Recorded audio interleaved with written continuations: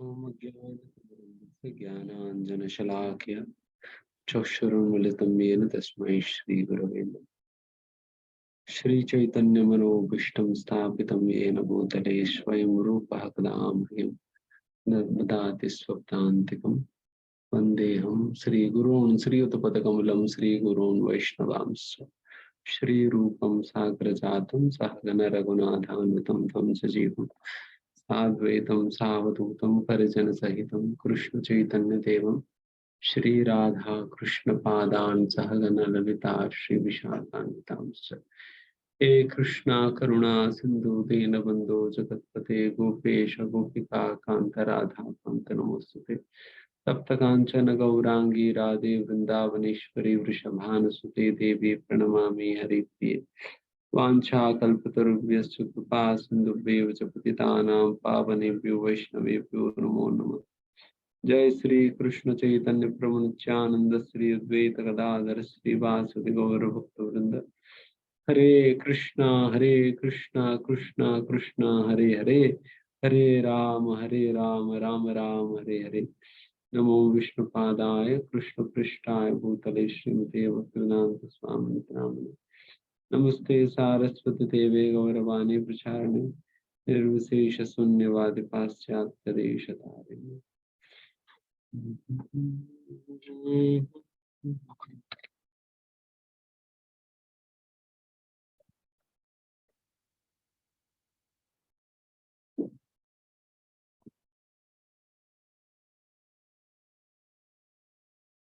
इस आज हम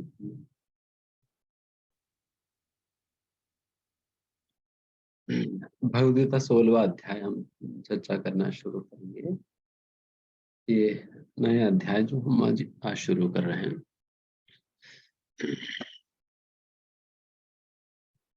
तो इस अध्याय के अंतर्गत भगवान आसुरी और दैवी स्वभाव के विषय में चर्चा करेंगे।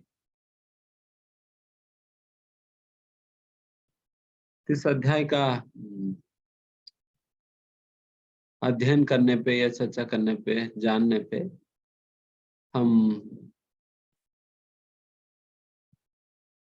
हम अपने स्वभाव को भी पहचान सकेंगे। हम असुर है या कौन है,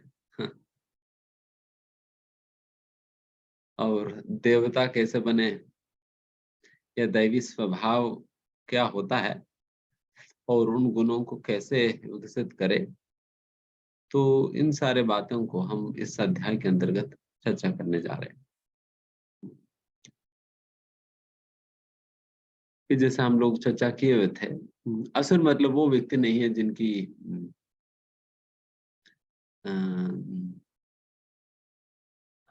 बड़े बड़े दांत होते हैं और सींग होते हैं और एक ही अंग होता है और बहुत मोटा सा, बड़ा लंबा सा, विकृत रूप का नहीं है। बल्कि असुर और देवता ये उनके स्वभाव और गुणों से जाना जाता है। व्यक्ति बिल्कुल टिप टॉप सूट में दिखाई देता है, बट उस प्रकार से दिखाई देने के बावजूद भी वो असुर हो सकता है अगर उनके स्वभाव असुर की है तो। इसलिए असुर और देवता के बीच में जो व्यत्यास है ये केवल बाहरिक आकृति या दिखावा पे निर्भर नहीं है, बल्कि ये आंतरंगिक स्वभाव के आधार पे निर्धारित की जाएगी कि असलियत में कौन असुर है और कौन देवता है।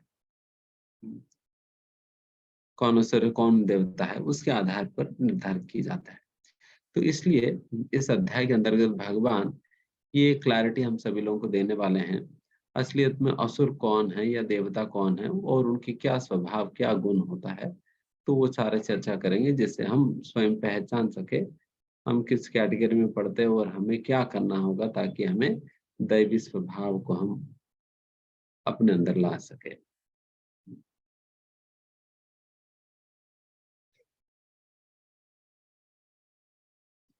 श्री भगवानुवाच अभयं सत्त्व संशुद्धिर् अज्ञान अभयं सत्व संशुद्धिर्ज्ञान योगा व्यवस्थितिः दानं दमश्च यज्ञश्च स्वाध्यायस्तप आर्जवम् अहिंसा सत्यमक्रोधस्त्यागः शान्तिरपैशुनम् दया भूतेष्वलोलुप्त्वं मार्दवम् हृदचापलम् तेज क्षमा धृतिः शौचम् अद्रोहो नातिमानिता भवन्ति संपदं दैवीं बीज अभिजातस्य भारत।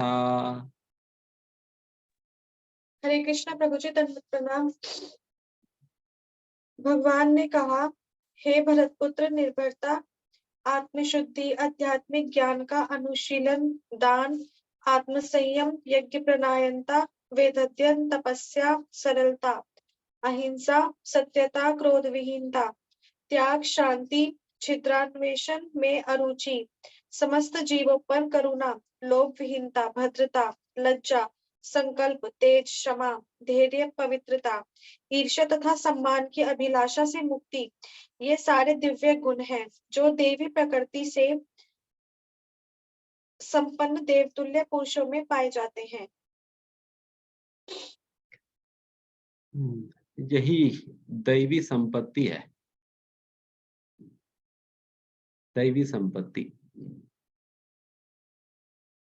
क्या असली धन यही है, इन गुणों को पाना, जिन गुणों के विषय यहाँ पर वर्णन किया जा रहा है। तो अभी हम एक एक वैसे इस ये ये 4 श्लोकों के अंतर्गत 26 गुणों के विषय में वर्णन है। जो 26 दैवी गुणों के विषय में वर्णन है, जिन 26 दैवी गुण हम एक एक करके हम थोड़ा सा हल्का सा चर्चा करते हैं कि ये गुण असलियत में होता क्या है और क्या समझना होगा।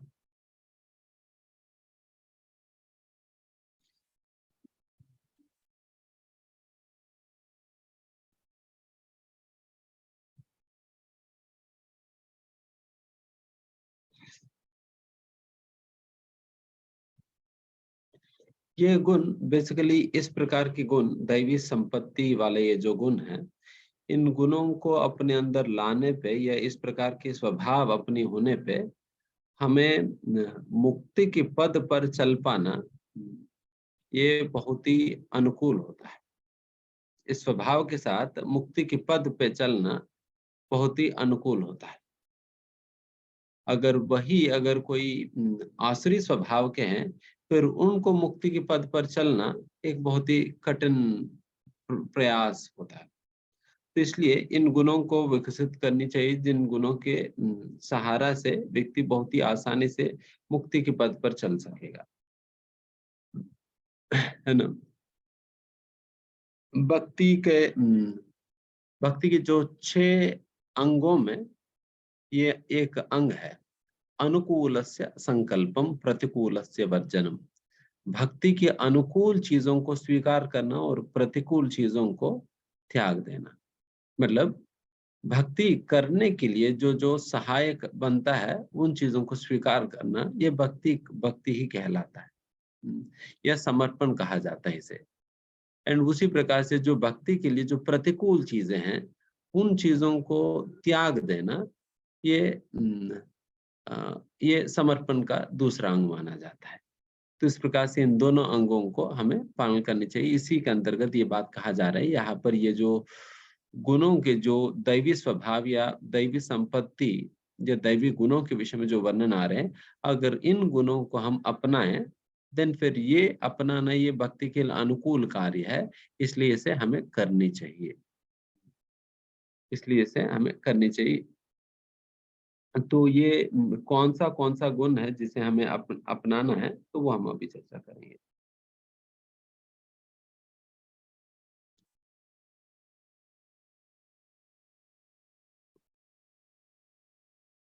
एंड इन गुणों को विकसित करने पे या इन गुणों को सत्व गुण में पाया जाता है। सत्व गुण में पाया जाता है। जो व्यक्ति रजो और तमो गुण में है, देन फिर वो व्यक्ति इन गुणों को विकसित नहीं कर पाएगा, प्राप्त नहीं कर पाएगा। तो सत्व गुण में इन गुणों को बहुत आसानी से व्यक्ति विकसित कर सकता है। सबसे पहला कहा जा रहा है अभिजातस्य, जो व्यक्ति इन गुणों के साथ जो जो पैदा हुआ है। कई बार कई ऐसे लोग होते हैं जो अपना जन्म के साथ साथ ही ऐसा ऐसा दैवी गुणों के साथ जन्म लेते हैं। उनके स्वभाव बहुत अद्भुत, बहुत सुंदर होता है बचपन से ही। जन्म जन्म लेने के साथ साथ इस प्रकार से जन्म लेते हैं। ये कब संभव हो पाता है कि ये जब कोई माता पिता संतान उत्पत्ति जब शास्त्र में बताई गई विधि विधान के अनुसार करते हैं, देन फिर इस प्रकार की दैवी संपत्ति से पूर्ण बच्चे का जन्म होता है। जैसे दैवी संपत्ति से पूर्ण बच्चे का जन्म होता है। बिकॉज एक अच्छे आत्मा को वो अपने गर्भ में आकर्षित करने की सामर्थ्य और क्षमता तब आता है जब माता पिता जब एक बच्चे को पैदा करते हैं, उस समय सारा नियमों का कड़ाई से पालन करते हुए जब उस शिशु को माँ गर्भ धारण करती है, तब एक अच्छे आत्मा को उस गर्भ के अंतर्गत आकर्षित किया जा सकता है। जैसे कि शास्त्र में कहा जाता है कि गर्भाधान संस्कार की पालन करनी चाहिए करके। गर्भाधान संस्कार के पालन करने के साथ साथ ही एक स्त्री को या स्त्री पुरुष को संतान उत्पत्ति में लगना होगा। अगर इस प्रकार गर्भाधान संस्कार किए बिना अगर कोई व्यक्ति लगता है, देन फिर दुरात्मा को ही अपना गर्भ के अंतर्गत आकर्षित करेंगे, और फिर वैसा दुरात्मा दूषित और आसुरिक स्वभाव का होगा, आसुरिक स्वभाव का होगा। तो इसलिए ये माता पिता का कर्तव्य होता है। फिर प्रभुपाद जी बात लिखते हैं,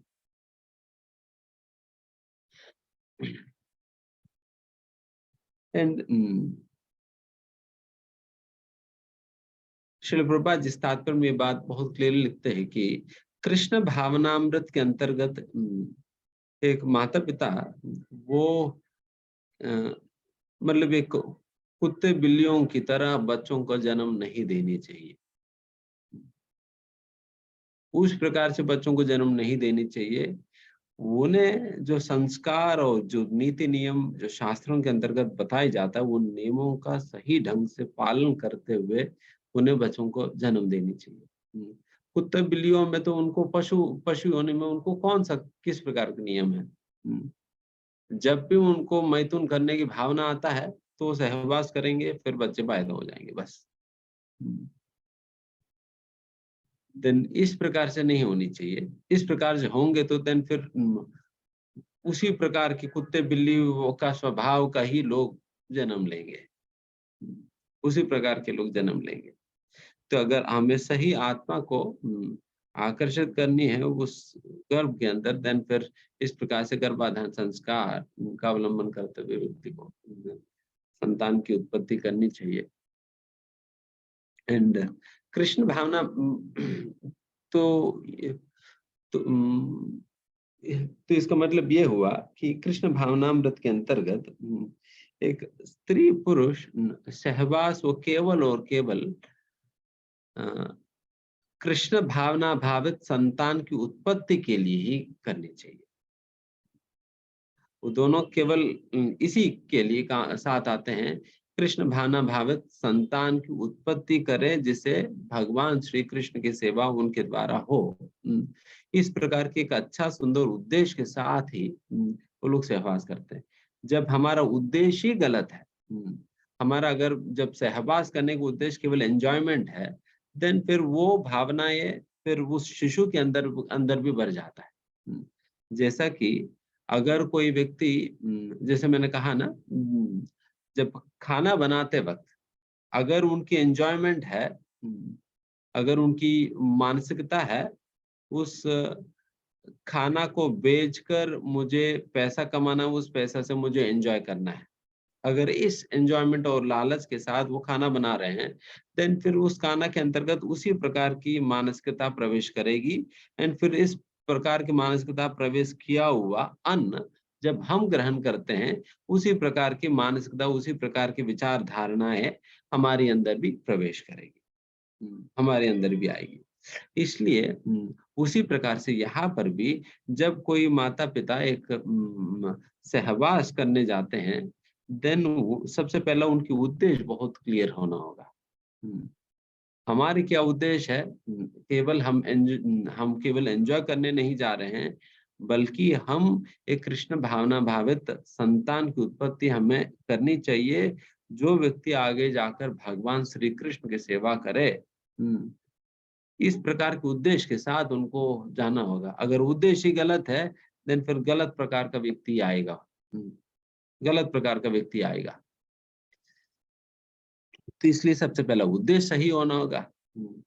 देन फिर नेक्स्ट चीज़ जो इस प्रकार से जो गर्भाधान संस्कार के संबंध में जो संस्कार 16 प्रकार के जो संस्कार होते हैं, उसके अंतर्गत ये गर्भाधान संस्कार सबसे पहला संस्कार होता है। और ये संस्कार की आप आचरण करते हुए करना होगा। एंड उसी के अंतर्गत आता है ताकि एक माता-पिता अपना उद्देश्य को सही प्रकार से बनाकर रखने के लिए सहवास करने के पूर्व उन्हें नियम से इतना माला करना होता है। जैसे श्रील प्रभुपाद जी के अनुसार, बाकी अन्य वरिष्ठ भक्तों के अनुसार कहा जाता है कम से कम व्यक्ति को 50-60 माला करनी चाहिए जिस दिन वो सहवास करने जा रहे हैं, जिससे फिर उनके अंदर जो भोगने की भावना वो खत्म होकर सेवा की भावना उस प्रकार की जाप करने से जागृत होगी। एंड फिर वो सेवा करने की भावना जब जागृत होता है, वो उस भावना के साथ व्यक्ति जब सहवास करता है, देन फिर वो जो बच्चा आएगा, देन फिर वो बहुत ही दैवी स्वभाव के होंगे। अन्यथा हाँ, अन्यथा मन में इतना भोगने की इच्छाएं भरा रहता है कि फिर व्यक्ति केवल भोगने की इच्छा के साथ ही तो इन कामों में लगेगा। तो इसलिए यहाँ पर कहा जा रहा है कि अभिजातस्य मतलब जन्म के वक्त ही व्यक्ति इस प्रकार के अद्भुत स्वभाव के साथ तभी व्यक्ति जन्म लेगा जब माता-पिता इस प्रकार से जब बच्चों को जन्म देंगे। इस प्रकार से बच्चों को जन्म देंगे एंड है ना?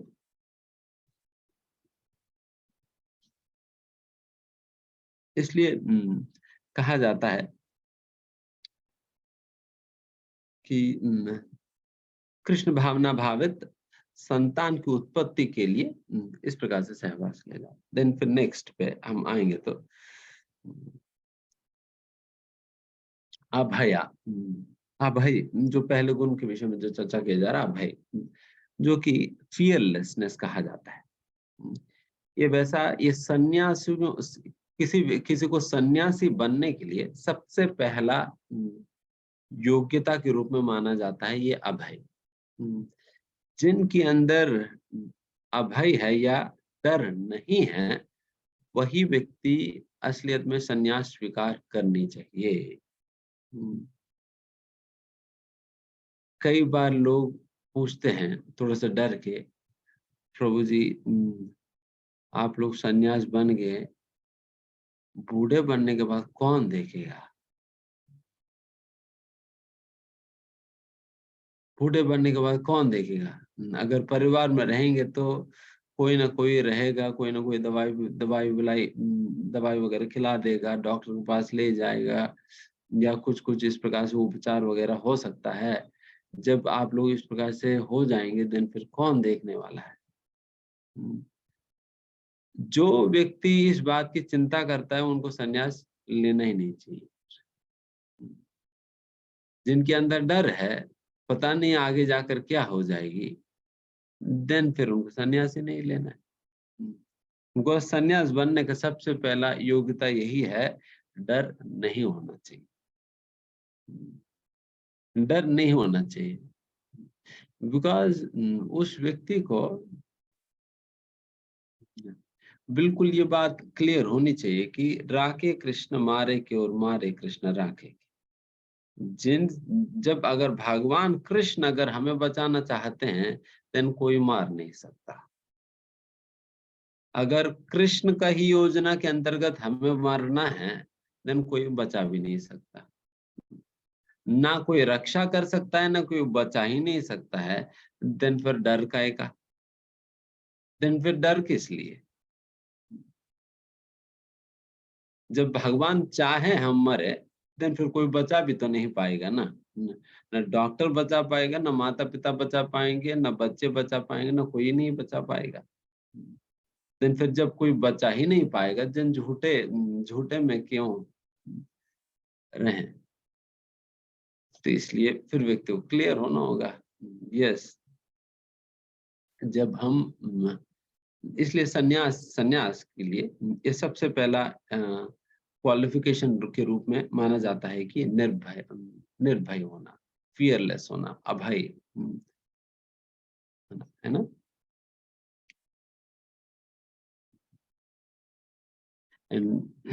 व्यक्ति को कंप्लीटली, तो इसलिए ये जो व्यक्ति, ये इसलिए सन्यासी जो है,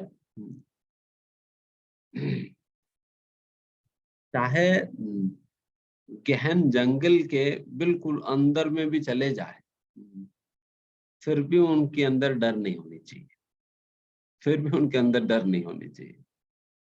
बिल्कुल डीपेस्ट जंगल में भी चले जाए, उनको कभी ऐसा नहीं लगना है कि वो अकेला है। ये सन्यासी, उनको कभी ऐसा नहीं लगना है कि वो अकेला है। उनको इस बात के ऊपर पूर्ण विश्वास होनी चाहिए, भगवान परमात्मा के रूप में हमारे साथ हमेशा है। भगवान परमात्मा के रूप में हमारे साथ हमेशा है। इस बात पे कन्विक्शन होने के कारण उनको कभी ऐसा नहीं लगता है कि मैं अकेला हूँ,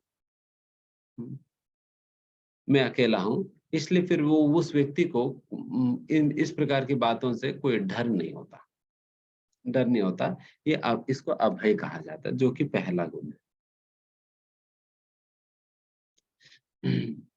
देन उसके बाद चर्चा किया जा रहा है शुद्धिकरण के संबंध में। एक व्यक्ति को अपना अस्तित्व का शुद्धिकरण करनी चाहिए करके। जैसा कि जिस आश्रम और वर्ण में भी हम हैं, उस वर्ण और आश्रम के संबंधित सारा नियमों का सही ढंग से पालन करने पे तो हमारा अस्तित्व का शुद्धिकरण। जो भी वर्ण और आश्रम में, चाहे गृहस्थ आश्रम में, ब्रह्मचारी संन्यास आश्रम में, जो भी आश्रम में हम हैं, उस आश्रम के संबंधित और उस वर्ण के संबंधित जो भी नियम हैं, उन नियमों को सही प्रकार से पालन करने पे धन हमारा अस्तित्व का शुद्धिकरण होता है। अस्तित्व शुद्धिकरण होता है। जैसा कि उदाहरण के लिए एक सन्यासी है, सन्यासी को कभी भी किसी भी स्त्री से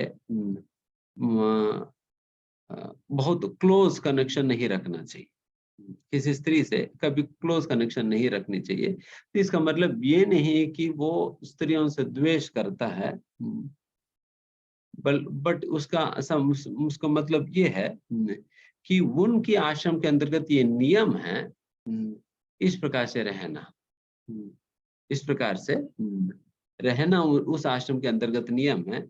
जब वो व्यक्ति इस प्रकार से इस नियम के पालन करेगा, देन फिर वो व्यक्ति का अस्तित्व शुद्ध होने लगता है। इसलिए वैसा तो स्त्री संघ जो है, वैसा 4 आश्रमों में से 3 आश्रमों में तो वर्जित ही है। जैसा 4 आश्रम क्या है, ब्रह्मचारी, गृहस्थ, वानप्रस्थ और सन्यासी। ब्रह्मचारी, गृहस्थ, वानप्रस्थ और सन्यासी 4 आश्रम है ना। इन 4 आश्रमों में ब्रह्मचारी, वानप्रस्थ और सन्यासी तीनों आश्रमों में स्त्री संग वर्जित है। केवल और केवल एक आश्रम में, गृहस्थ आश्रम के अंतर्गत ही स्त्री संघ है, बाकी तीनों आश्रमों में वर्जित है।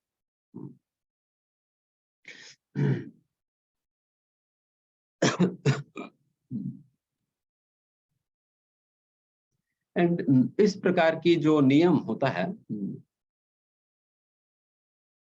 वो नियमों का सही ढंग से पालन करने पे देन फिर व्यक्ति की अस्तित्व शुद्ध होता है।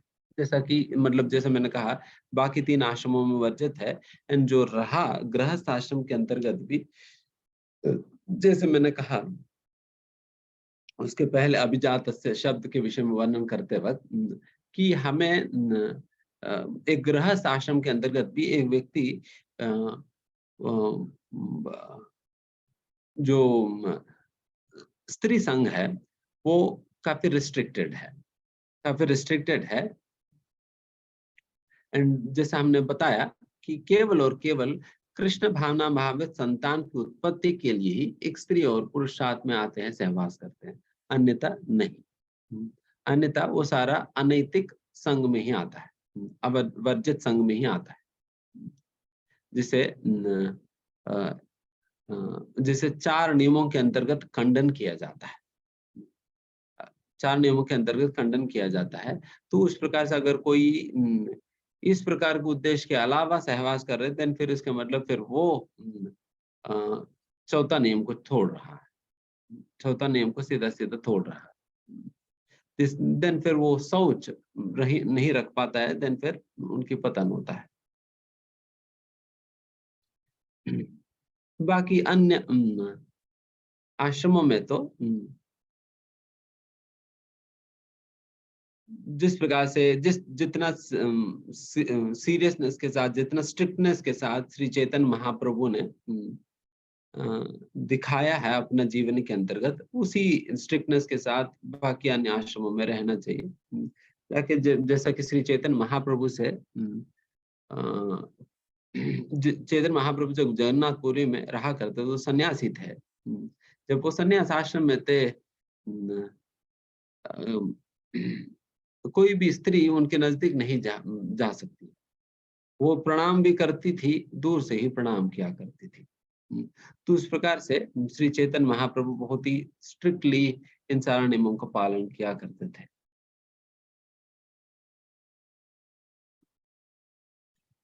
एंड फिर उसके बाद आता है ज्ञान योग व्यवस्थिति। ज्ञान योग व्यवस्थिति मतलब जो व्यक्ति मुक्ति के रास्ते में आगे बढ़ना चाहता है, देन फिर उन्हें ज्ञान योग अवस्थिति मतलब he should cultivate transcendental knowledge, Divya ज्ञान को विकसित करने का प्रयास करनी चाहिए। विकसित करने का प्रयास कैसे किया जाता है?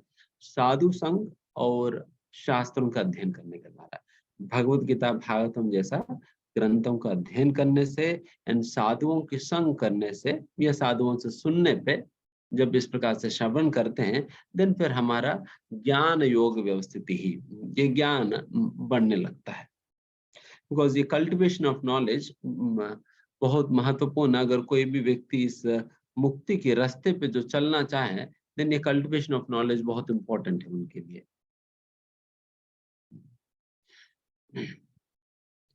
यह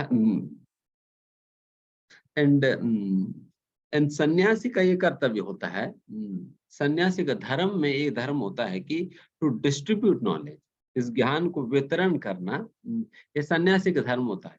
एंड उस ज्ञान को वितरण करने का ही उद्देश्य कई बार जब लोग खुद से उनके पास आकर ज्ञान स्वीकार नहीं करते हैं, तो सन्यासी क्या करते हैं? सन्यासी घर घर जा जाकर उनको ज्ञान देते हैं। एंड जब घर घर जाते हैं, ये घर घर जाना ही जाने को ये मधुकरी के रूप में करते हैं। लोग सोचते हैं कि ये भीख मांगने जा रहे हैं लोगों के पास। जब सन्यासी किसी घर पे जाता है, वो असलियत में वो केवल कुछ अन्न या कुछ दान या कुछ धन भीख मांगने, भिक्षा लेने नहीं जाता है। The main purpose for which a sannyasi goes to anybody's house जब कोई सन्यासी किसी के घर पे जा रहे हैं, वो केवल भिक्षा मांगने नहीं, बल्कि भिक्षा मांगने के नाम पे उनको भगवान के विषय में ज्ञान देने जाता है। बट बहाना तो भिक्षा है। बहाना तो भिक्षा है। उस भिक्षा मांगने के नाम पे उनके घर पे जाएगा, और उस भिक्षा मांगने के नाम पे उस व्यक्ति से बातें करने लगेगा। देन फिर उसी संदर्भ में वो भगवान के विषय में उनको 2-3 बातें सुनाने लग जाता है। तद्वारा वो जो गृहस्थ है, जो खुद से नहीं आ पा रहे हैं, खुद से नहीं आ पा रहे, देन फिर उनको ये सन्यासी डोर डिलीवरी देने जा रहे हैं ज्ञान। एंड लोग सोचते हैं ये भीख मांगने आ गए, इनके पास कुछ नहीं है, हमारे पास भीख मांगने आ गए। भीख मांगने नहीं आए, बल्कि आपको भिक्षा देने आए हैं। वो तुमसे भिक्षा नहीं लेने आए, बल्कि वो आपको ज्ञान की भिक्षा देने आए हैं। वो खाना वाना तो केवल बहाना है। खाना वाना तो केवल बहाना है। तो ये असली, इसको मधुकरी कहा। इसलिए मधुकरी मतलब क्या होता है कि जिस प्रकार से एक मधु होता है, मधु होता है, वो एक पुष्प के पास जाएगा, थोड़ा सा मधु वो इकट्ठा करेगी, देन फिर दूसरा पुष्प के पास जाएगी, फिर थोड़ा सा और लेगा, तीसरा के पास जाएगी, फिर उससे थोड़ा सा लेगा, चौथा के पास जाएगी, चौथा से थोड़ा सा लेगा। एक ही पुष्प से बिल्कुल निचोड़ निचोड़ कर सारा खत्म नहीं करेगी। सारा खत्म नहीं करेगी, अपना पेट नहीं भर देगी केवल एक ही पुष्प से, बल्कि 4-5 पुष्पों के पास जाकर थोड़ा थोड़ा स्वीकार करेगी। उसी प्रकार से सन्यासी का भी ये नियम होता है, वो एक ही घर से सारा कुछ स्वीकार नहीं करेगा। सारा कुछ उनकी आवश्यकता पूरा एक ही घर से नहीं करेगा, केवल थोड़ा सा ही उस घर से लेगा, फिर दूसरे घर पे जाएगा, वहां से थोड़ा सा लेगा, तीसरे घर पे जाएगा, फिर वहां से थोड़ा सा लेगा, फिर चौथा पे जाएगा। फिर एक ही घर से ले लिया, देन फिर वो बाकी घरों में जाने की मौका तो छूट गया ना। तो उन लोगों को जो ज्ञान देने की जो ज्ञान देने की जो मौका है वो नहीं मिल पाई, फिर वो छूट जाएगी। इसलिए वो एक ही घर से नहीं लेता, बल्कि 8-10 घरों में जाकर फिर थोड़ा थोड़ा स्वीकार थोड़ा थोड़ा स्वीकार करेगा, जिससे फिर से 8-10 लोगों को वो भगवान के विषय में बताकर उनको उद्धार कर सके। इसको इसलिए मधुकरी कहा जाता है। एक मधु की तरह वो थोड़ा थोड़ा ले रहे सभी से, इसलिए उसको मधुकरी कहा जाता है। ये वैसा साधारण भिक्षा नहीं है। इसलिए इस प्रकार के सन्यासियों को साधारण भिक्षुकों के रूप में देखना है तो हमारी मूर्खता है।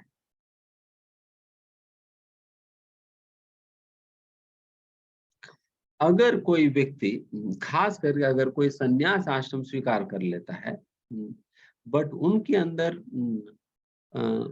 वो पूर्ण ज्ञान नहीं है, देन फिर उनको भी इस प्रकार के श्रवण में और अध्ययन में लगना चाहिए, ताकि वो ज्ञान उनके अंदर विकसित करे। ज्ञान उनके अंदर विकसित करे, बिकॉज ये ज्ञान बहुत बहुत जरूरी है अपना मन को एक संतुलित स्थिति में रखने के लिए। अगर ज्ञान नहीं है, देन मन को आप कंट्रोल नहीं कर पाओगे। ज्ञान नहीं है तो मन को कंट्रोल नहीं कर पाओगे, बिकॉज मन हमेशा इतने सारे बातें, उटपटांग बातें लेकर आती है सामने। तो उन बातों को काटने के लिए हम, आपके पास कुछ ना कुछ स्ट्रॉन्ग आर्ग्यूमेंट्स होना होगा, स्ट्रॉन्ग रीजन होना होगा। जब तक आपके पास स्ट्रॉन्ग रीजन और आर्ग्यूमेंट्स नहीं है मन की बातों को काटने के लिए, देन मन के सामने झुकना पड़ेगा। मन के सामने झुकना पड़ेगा, और मन जो जो बातें कहेगी उसे मानना पड़ेगा। इधर मन की मानो या मन को जवाब दो। मन को जवाब देने के लिए ज्ञान चाहिए, ज्ञान चाहिए। इसलिए यहाँ पर बताया जा रहा है ज्ञान योग व्यवस्थित, इसलिए उस ज्ञान को विकसित करनी चाहिए। देन उसके बाद दान। जैसे ऊपर अभी जो भी 2-3 हमने बताया गुण, वो 2-3 गुण जैसा अभय और ये जो ज्ञान योग व्यवस्थिति, ये सारे ये सन्यासियों के लिए विशेष रूप से सूचित किया जा रहा है। बट अभी ये जो सूचित किया जा रहा है दान, ये खास करके गृहस्थों के लिए सूचित किया जाता है। गृहस्थों के सूचित किया जाता है। हर एक गृहस्थ को दान करनी चाहिए। ये उनकी धर्म बनता है। जैसा हर एक आश्रम का अपना एक धर्म होता है, जैसे सन्यासी का एक धर्म है, उसी प्रकार से गृहस्थों का धर्म है दान देना। दान देना गृहस्थों का धर्म है। और उसके अंतर्गत फिर व्यक्ति पूछ सकता है, प्रभु जी फिर कितना देना है, कितना नहीं देना है, तो उसका भी क्लियर कैलकुलेशन शास्त्र में लिखा जाता है कि यहाँ पर बताया जाता है कि the householders should earn a livelihood by an honorable means। एक प्रामाणिक रूप से व्यक्ति को, एक गृहस्थ को अपना धन कमाना चाहिए, प्रामाणिक रूप से, कोई इलीगल तरीके से नहीं, प्रामाणिक रूप से उनको धन कमाना चाहिए। And spend 50% of their income to propagate Krishna consciousness. And उसके अंतर्गत 50% धन जो है उनको कृष्ण भावनामृत के विकास करने में उनको उसकी व्यय करनी चाहिए। मतलब इतना क्लियर कट डिस्क्रिप्शन है।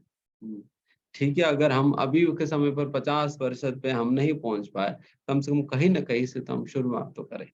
कहीं ना कहीं से तो हम शुरुआत करें, धीमे धीमे ये जो बताया जा रहा है उस तक हम पहुंचे। गृहस्थ होने के नाते फिर ये धर्म बनता है इस प्रकार से। क्योंकि इस प्रकार से जब व्यक्ति इस प्रकार के कार्यों में दान देने में नहीं लगता है, अपने धन का खर्च जो है वो दान देने के लिए नहीं करता है, देन फिर वो धन जो है वो अशुद्ध अवस्था में रह जाता है। अशुद्ध अवस्था में रह जाता है। जिस प्रकार से भगवान जब खाना बनाते हैं, उस खाने को भगवान को भोग लगाने पे वो खाना शुद्ध होकर प्रसाद बन जाता है। उसी प्रकार से जो धन हमने कमाया है, उस धन को भगवान की सेवा में इस प्रकार से खर्च करने पे वो धन की शुद्धिकरण हो पाएगी। अगर फिर इस प्रकार से भगवान की सेवा में जब दान नहीं दिया जाता है, भगवान की सेवा में उसे खर्च नहीं किया जाता है, देन फिर वो धन जो है वो अशुद्ध अवस्था में रह जाता है। देन फिर वैसा अशुद्ध धन वो 14 प्रकार की अवगुणों का या अवलक्षणों का या अनर्थों का कारण बनता है। वो 14 प्रकार की अनर्थ वो भागवतम के अंतर्गत बताया जाता है।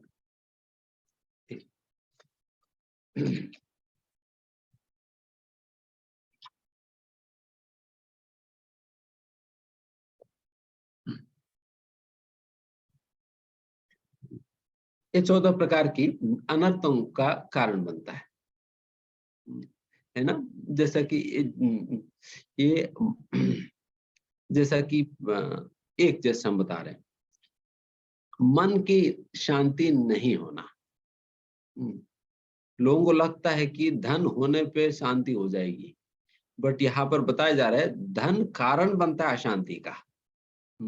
Is the cause of disturbing our peace. ये कौन सा धन है जो हमारा शांति को डिस्टर्ब करेगी? ये वो धन है जो कि शुद्ध नहीं किया हुआ है। दान देकर जो धन शुद्ध नहीं हुआ है, वो धन अशांति का कारण बनता है। तो इस प्रकार से अनेक और वो धन मतलब एक और अवगुण ये भी कहा जाता है, वो भी झगड़े के कारण बनता है। परिवारों में या रिश्तेदारों में जो भी इस प्रकार की झगड़े जो होते हैं, उन झगड़ों का भी कारण ये धन बनता है, जब वो धन हम दान देकर उसे शुद्ध नहीं करेंगे तो इस प्रकार के सारे अनर्थ उस धन से प्रकट हो जाएगी अगर व्यक्ति शुद्ध नहीं करेगा तो। इसलिए गृहस्थ के धर्म बनता है वो इस प्रकार से दान दे। एंड जब दान देने पे ऐसा नहीं कि हमारा नुकसान हो जा रहा है, नुकसान नहीं होता दान देने पे। जैसा कि इट इज एग्जैक्टली इस प्रकार से है, आप बैंक में डिपॉजिट करेंगे तो तभी जाकर आगे जब आप विथड्रॉ करेंगे उससे कुछ पैसा निकलेगा ना। अगर हम बैंक में डिपॉजिट नहीं करेंगे देन उससे बाद में पैसा भी नहीं निकलने वाला है। उसी प्रकार से जब व्यक्ति दान देता है वो पैसा कैरी फॉरवर्ड होता है, इसलिए फिर उस प्रकार के जो दान दिया जिन लोगों ने, वही लोग अगले जीवन में उनको उस प्रकार के धन की प्राप्ति होता है। धन की प्राप्ति होता है, नहीं तो वो व्यक्ति मेहनत करता जाएगा, उनको कोई धन नहीं मिलेगा, बिकॉज उन्होंने बैंक में पहले डिपॉजिट किया नहीं उसने। इसलिए दान देने का मतलब है ये बैंक में डिपॉजिट करने के बराबर है। बैंक में डिपॉजिट करने के बराबर है, ये अगली जन्मों में भी काम आएगी। बाकी धन हम अपने जो एसबीआई में इसमें उसमें हम जो डालते हैं, वो धन तो इंटर लाइफ ट्रांसफरेबल नहीं है, इसी जन्म में वो खाता रद्द हो जाएगी। बट जो धन हम इस प्रकार से भगवान के पास रख रहे हैं, वो तो इंटर लाइफ ट्रांसफरेबल है, वो अगला जीवन में हमें विथड्रॉ करने पे हमें मिलेगी। बाकी लोग तो फिर इस जीवन में तो फिर वो अंबानी बन गया, बट कोई दान वान करा नहीं, देन अगले जन्म में फिर खाता में एटीएम डाला तो कुछ निकलता नहीं है। कुछ निकलता नहीं बिकॉज उन्होंने खाता में डाला नहीं, सारे एसबीआई में डाल दिया। उन्होंने ये वाला बैंक में डाला नहीं, इसने जो भगवान के बैंक में डाला ही नहीं उसने, देन फिर सारा उसमें डाल दिया, देन फिर इसलिए फिर उनको इंटर लाइफ ट्रांसफर नहीं हुआ, वो बैंक रद्द हो गया, अकाउंट रद्द हो गया, और जो ट्रांसफर हो सकता है वो उसमें डाला नहीं उसने, देन फिर इसलिए मिलेगा नहीं अगली बार। तो इस प्रकार से ये दान काम आता है, इस जीवन में भी और अगले जीवन में भी। नेक्स्ट दमा। ये दमा ये भी खास करके गृहस्थों के लिए है। दमा मतलब ये सेल्फ कंट्रोल है, मतलब सभी को ही करनी चाहिए, बट मुख्यतः गृहस्थों के संबंध में कहा जा रहा है। दमा मतलब सेल्फ कंट्रोल है। जैसा कि गृहस्थ आश्रम के अंतर्गत व्यक्ति अपने इंद्रियों को बहुत ही संयम अवस्था में, बहुत ही नियंत्रित अवस्था में रखना होता है। बिकॉज बाकी आश्रमों में और गृहस्थ आश्रम में फर्क ये है, बाकी आश्रमों में गुलाब जामुन सामने नहीं होता है, तो सामने नहीं होता है और कहा भी जाता है कि गुलाब जामुन नहीं खाना है। बट गृहस्थ आश्रम में गुलाब जामुन सामने रख कर कहा जाता है गुलाब जामुन नहीं खाना है। सामने रख दिया जाता है, 4-5 गुलाब जामुन रख दिया गया, फिर कहा जाएगी बेटा खाना नहीं है, बस देखते रहो। तो ये समस्या गृहस्थ आश्रम, इसलिए गृहस्थ आश्रम के अंदर कहा जाता है कि संयम रखो, संयम रखो। बिकॉज हर प्रकार जो बिकॉज अब ये ब्रह्मचारी वानप्रस्थ सन्यासी के लिए इतने सारे व्यंजन खाने के लिए हो, इतना सारा सुविधा इत्यादि तो मिल नहीं पाता है, इसलिए उनके पास होता ही नहीं है, तो फिर उसे भोगने का बात ही नहीं रहा। बट गृहस्थ आश्रम के अंतर्गत ये सारा कुछ होता है, होने के बाद भी कहा जा रहा है कि इसको आप भोगना नहीं है, इसको आप भोगना नहीं। तो इसलिए यहाँ पर बताया जा रहा है समाहा, सेंस कंट्रोल होनी चाहिए, सेंस कंट्रोल होनी चाहिए। एंड इसी तात्पर्य के अंतर्गत श्री प्रभुपाद जी पुनः ये मैथुन जीवन के विषय में वापस एक्सप्लेन करते हैं। यहाँ पर बिल्कुल क्लियरली प्रभुपाद जी ये बात लिखते हैं कि if he does not require children he should not enjoy sex life with his wife. वो उनका स्वयं की पत्नी होने के बाद भी उनके साथ मैथुन जीवन के आनंद नहीं लेनी चाहिए अगर उन्हें कोई संतान की जरूरत नहीं है। संतान की जरूरत नहीं है। Modern society enjoy sex life with contraceptive methods. आधुनिक समाज के अंतर्गत लोग इस प्रकार की मैथुन जीवन का भोग करते हैं कॉन्ट्रासेप्टिव मेथड्स को लेकर, ताकि फिर उनको एंजॉयमेंट भी हो जाए और बच्चों की जिम्मेदारी उठाने का जरूरत भी ना पड़े। तो उस प्रकार से जो एंजॉयमेंट करते हैं, देन इसके विषय में कहा जाता है this is not in the transcendent but is demonic, ये आसुरी है, आसुरिक स्वभाव है। ये आसुरिक जीवन है इस प्रकार से रहना। कि संतान की उत्पत्ति के बिना व्यक्ति कुछ कॉन्ट्रासेप्टिव मेथड्स के द्वारा उसको अवॉइड करते हुए, बच्चों की जिम्मेदारी उठाने से बचते हुए केवल एंजॉयमेंट के लिए मैथुन जीवन जीता है, देन फिर वो तो असुर की तरह ही जी रहा है। देन फिर असुर की तरह जिएगा तो फिर किस प्रकार के बच्चे पैदा करेंगे, किस प्रकार की अवस्था उनकी रहने वाली है। तो ये भी खंडन किया गया है। फिर आगे नेक्स्ट,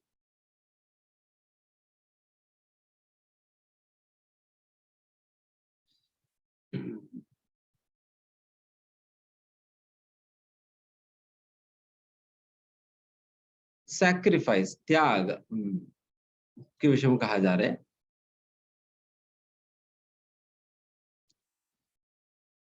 यज्ञ यज्ञ ये गृहस्थों के लिए, ये वापस गृहस्थों के लिए कहा जा रहा है।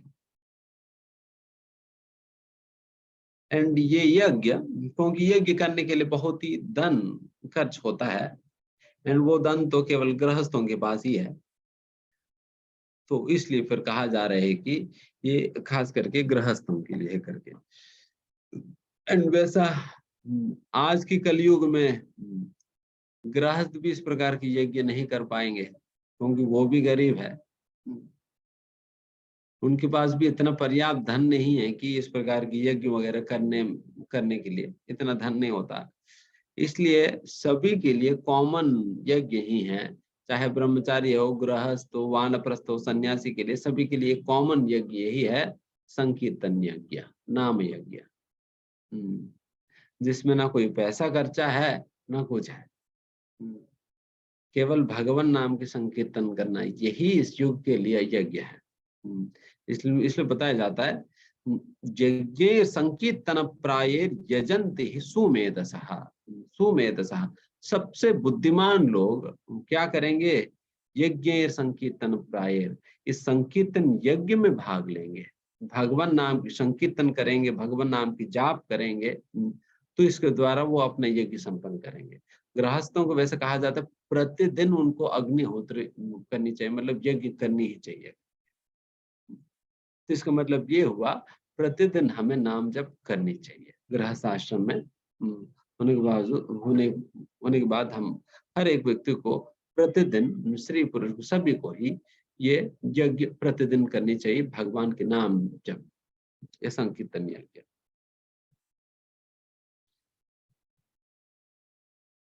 इस प्रकार से ये तीन चीजें जो बताई गई हैं, दान और दमन मतलब अपने इंद्रियों को निग्रहण करना, और ये जो यज्ञ, ये तीनों चीज गृहस्थों के लिए सूचित किया हुआ है।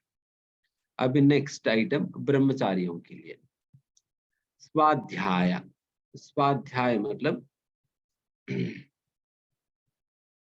एक ब्रह्मचारी को अपने मन शास्त्रों की अध्ययन करने में और उसे समझने में लगाना चाहिए।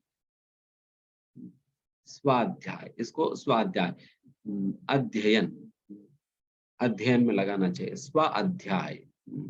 इस उस प्रकार से स्वाध्याय, शास्त्रों के अध्ययन करने में एक ब्रह्मचारी को अपना समय लगाना चाहिए। एंड फिर नेक्स्ट आइटम तप। तप मतलब ऑस्टेरिटी, तपस्या। ये आइटम वैसा तो खास करके वानप्रस्थ के लिए सूचित किया जाता है, बट फिर भी सारे ही आश्रमों में ये तप करनी होती है, चाहे ब्रह्मचारी हो, गृहस्थ हो, वानप्रस्थ हो, सन्यासी हो, चारों को ही तप करना होता है। बट मुख्यतः वानप्रस्थ को अपने स्वधर्म के रूप में कहा जाता है ये तप। और ये तप के अंदर हम क्या करते हैं,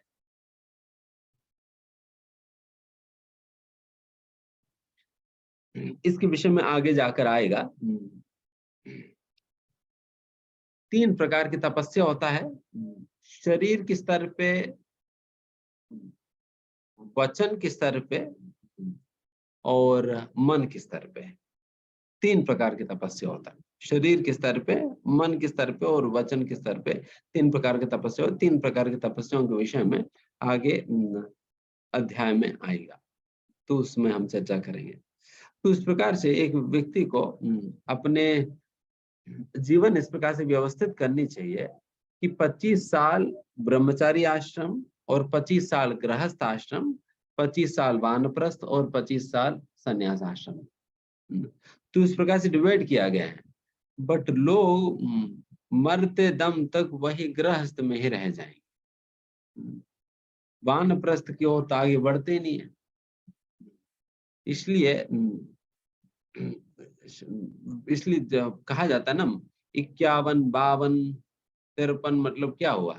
51 मतलब वानप्रस्थ आश्रम के समय आ गया बेटा, वानप्रस्थ के समय आगे निकलो,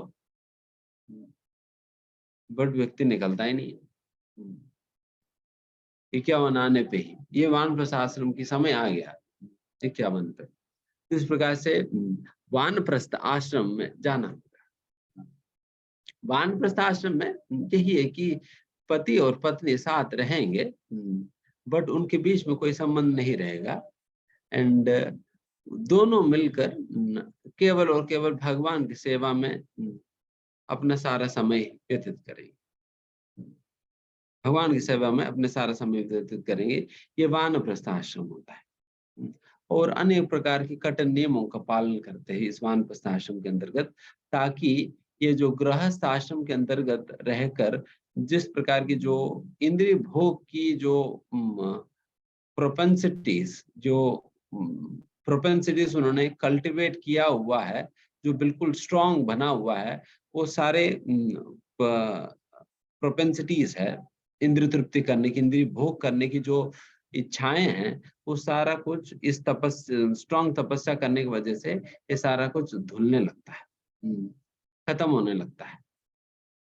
तो इन्हें खत्म करने के लिए फिर वानप्रस्थ आश्रम के अंतर्गत को थोड़ा सा स्ट्रांगली व्यक्ति तपस्या की आचरण करने लगता है। इसलिए ये वानप्रस्थ आश्रम के अंतर्गत यह तपस्या सूचित किया जाता है।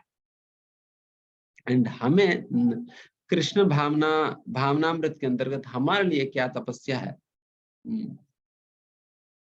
हमारे लिए क्या तपस्या है? हम तो बस इतना ही तपस्या करते हैं कि हमारे लिए तपस्या मतलब बस इतना ही है, अनुकूल संकल्पम प्रतिकूल से वर्जनम, भक्ति के अनुकूल चीजों को स्वीकार करना और प्रतिकूल चीजों को छोड़ना, प्रतिकूल चीजों को छोड़ना। कोई बहुत ही कठिन तपस्याएं तो नहीं है कि अरे तुम्हें खाना ही नहीं खाना, बिल्कुल पानी पीकर जीना है, या जंगल में जाना है।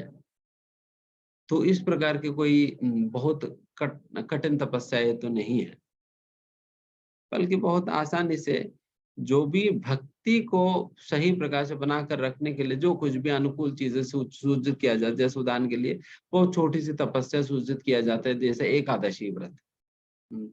एकादशी व्रत करना ये हमारे लिए छोटा सा तपस्या है।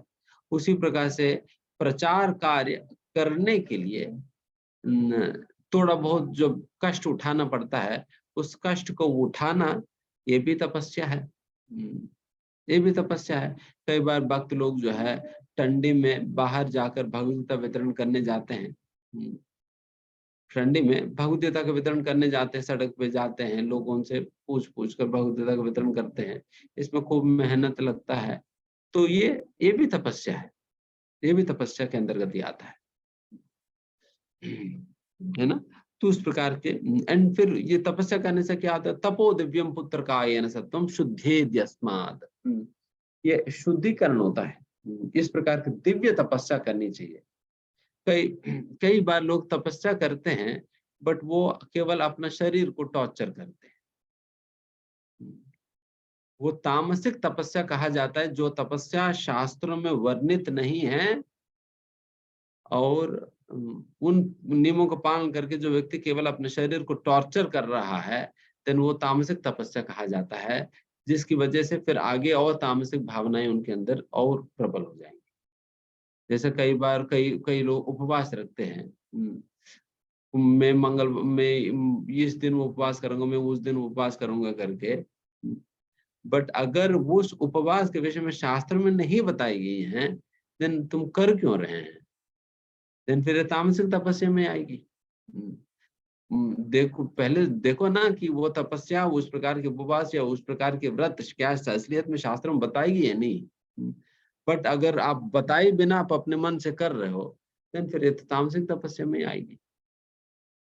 उस प्रकार की तपस्या नहीं करनी चाहिए, वही तपस्या हम स्वीकार करनी चाहिए जो शास्त्रों में हमें करने के लिए बिल्कुल क्लियरली साधुओं के द्वारा, शास्त्रों के द्वारा सूचित किया हुआ है। बस उतना तपस्या करने तो करना चाहिए, उससे ज्यादा करने का भी जरूरत नहीं है।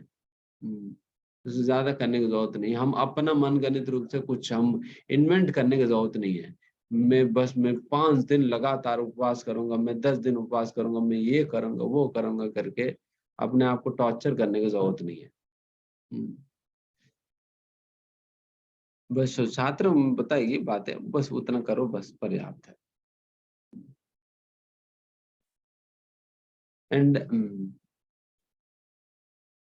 जहां तक एंड फिर आगे सिंप्लिसिटी, सरलता के विषय में बताया जाता है। ये सरलता सारे ही आश्रमों में जरूरी है, चाहे ब्रह्मचारी आश्रम हो, चाहे गृहस्थ आश्रम, वानप्रस्थ संन्यास आश्रम, चारों आश्रमों में ये सरलता बहुत जरूरी है। सरलता, सिंपल एंड स्ट्रेट फॉरवर्ड रहो, सिंपल रहो और स्ट्रेट फॉरवर्ड रहो। जो जो भी बातें हैं,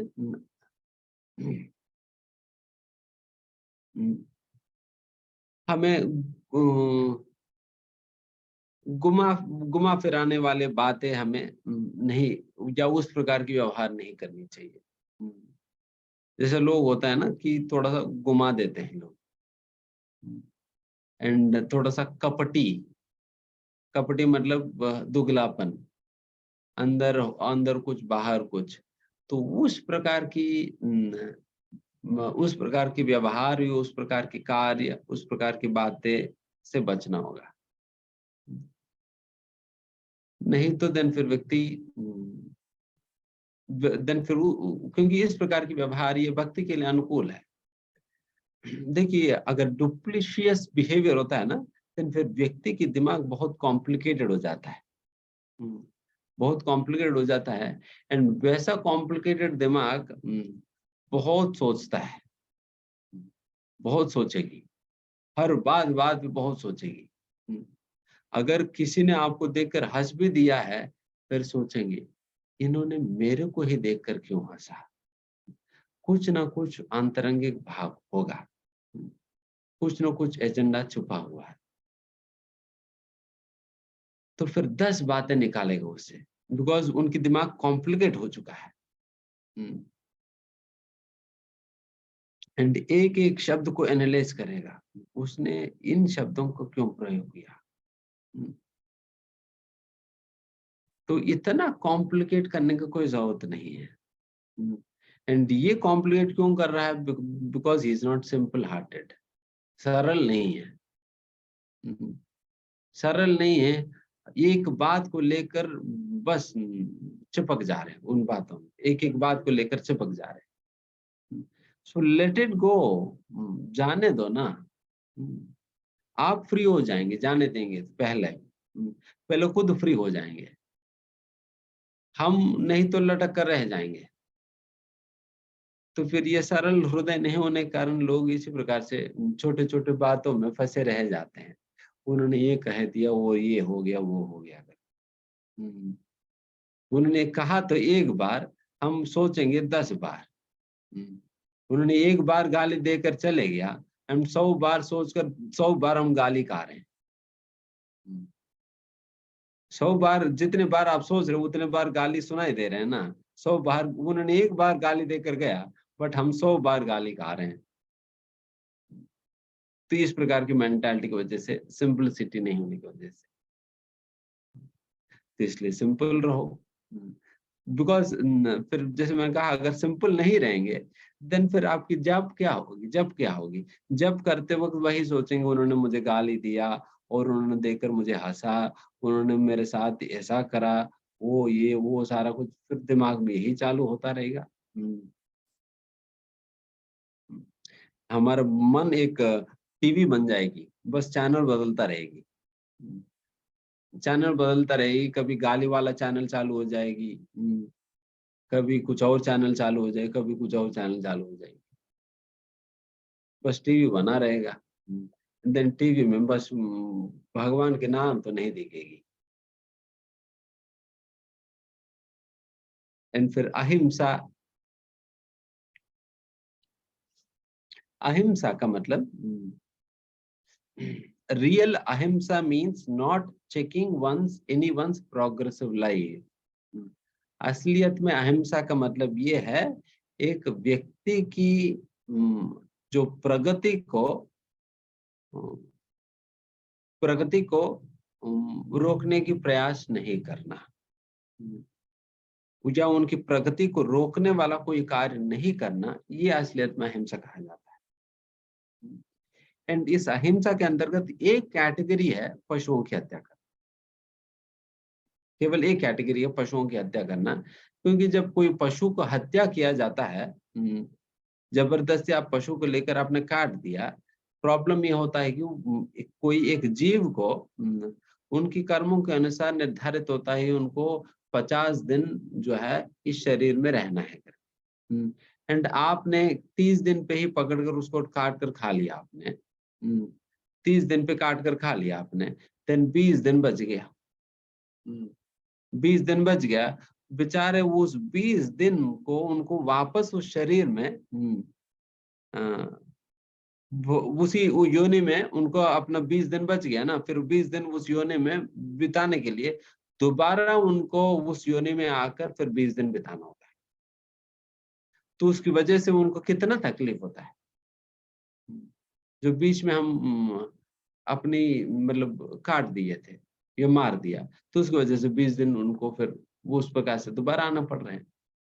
तो इसलिए ये हिंसा माना जाता है, इसलिए इसको हिंसा माना जाता है। उसी प्रकार से अगर कोई व्यक्ति भक्ति में आगे प्रगति करना चाहता है, अगर उनकी प्रगति में कोई भी बाधा डालता है, अरे मंदिर ना जाओ, माला मत करो, अभिषेक क्या करना है, रुक जाओ बाद में कर लेंगे, तो भक्तिमय प्रगति में अगर बाधा डाल रहे हैं, देन फिर ये भी हिंसा है, ये भी हिंसा है। कोई आगे बढ़ना चाह रहे हैं, कोई मानो कि भगवान का अपना जीवन समर्पित करना चाह रहे हैं, भगवान का अपना जीवन समर्पित करने जा रहे हैं, और हम बीच में बाधा बन रहे हैं, जाने नहीं दे रहे, जाने नहीं दे रहे, देन फिर ये हिंसा माना जाएगी। फिर हिंसा माना जाएगी उस जीव की प्रति। वो जीव भगवान की ओर आगे बढ़ना चाह रहे, बिकॉज उस जीव के अंदर कितने न जाने पता नहीं कितने जन्मों के बाद ये इच्छा जागृत हुई कि भगवान की भजन करनी चाहिए, भक्ति करनी चाहिए, भगवान का अपना जीवन समर्पित करनी चाहिए करके कितने जन्मों के बाद उनके अंदर ये भावना आई। एंड ये जो भावना आई उसको हमने रोक रहे हैं, बाधा डाल रहे हैं, उनको सपोर्ट नहीं कर रहे हैं,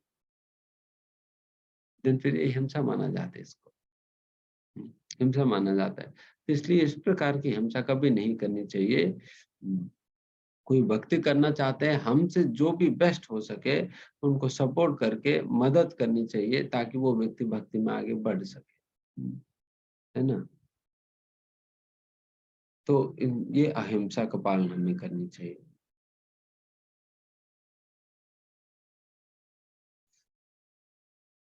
सत्यम, सत्यम, हमें सत्य वचन बोलना चाहिए। केवल हम अपना कोई स्वार्थ के लिए बातों को घुमा कर बोलना, ये असत्य माना जाएगी। केवल अपने इंटरेस्ट को फुलफिल करने के लिए हम बातों को घुमा दे रहे हैं, देन फिर ये ठीक नहीं है। तो इसलिए अगर कोई व्यक्ति आगे बढ़ना चाहते हैं भक्ति में, तो उनको सत्य के रास्ते में चलना होगा, सत्य के रास्ते में चलना पड़ेगा। समस्या क्या है ना, अगर झूठ बोलेंगे देन एक झूठ को कवर करने के लिए 10 झूठ और बोलो, फिर 10 को कवर करने के लिए 100 बोलो, तो फिर वो एक्सपोनेंशियली बढ़ जाता है। तो इसलिए बेहतर है देन पहले स्टेप में ही आप एक सच बोल देंगे, देन हो सकता है कई बार वो टफ लगे, बट फिर भी सच बोल देंगे तो एक बार में खत्म हो जाएगी। नहीं तो फिर 10 बार, 20 बार, 50 बार हमें वो पाप करना पड़ेगा झूठ बोलने। तो सत्य के रास्ते में चलने से हम स्वयं बहुत प्रिय रह सकेंगे। बात है ना, जो झूठ बोलता है वो बहुत डरता है, वो बहुत डरेगा। तो पता नहीं कब मेरा बातें उनको पता चल जाएगी। हो सकता है ना कोई और जाकर उनको बातें बता दे और रिवील हो गया, पता चल गया हमने झूठ बोल दिया करके। तो इसलिए हमेशा मन में एक डर बना रहता है झूठ बोलने पे। तो सत्य बोलने पे व्यक्ति बिल्कुल निडर रह सकता है। देखिए, मेंटल समस्या तो दोनों में, सत्य बोलने में भी थोड़ा सा डर लगता है, बट वो अच्छा है। वो पॉजिटिव है। बट ये जो डर है, जो झूठ बोलने की वजह से जो डर आता है, देन वो बहुत नेगेटिव इफेक्ट डालेगी हमारे में, नेगेटिव इफेक्ट डालेगी। तो इसलिए फिर व्यक्ति को सत्य के रास्ते पे चलने को सत्य के रास्ते पे चलनी चाहिए। एंड इसके विषय में आगे और जाकर चर्चा करेंगे।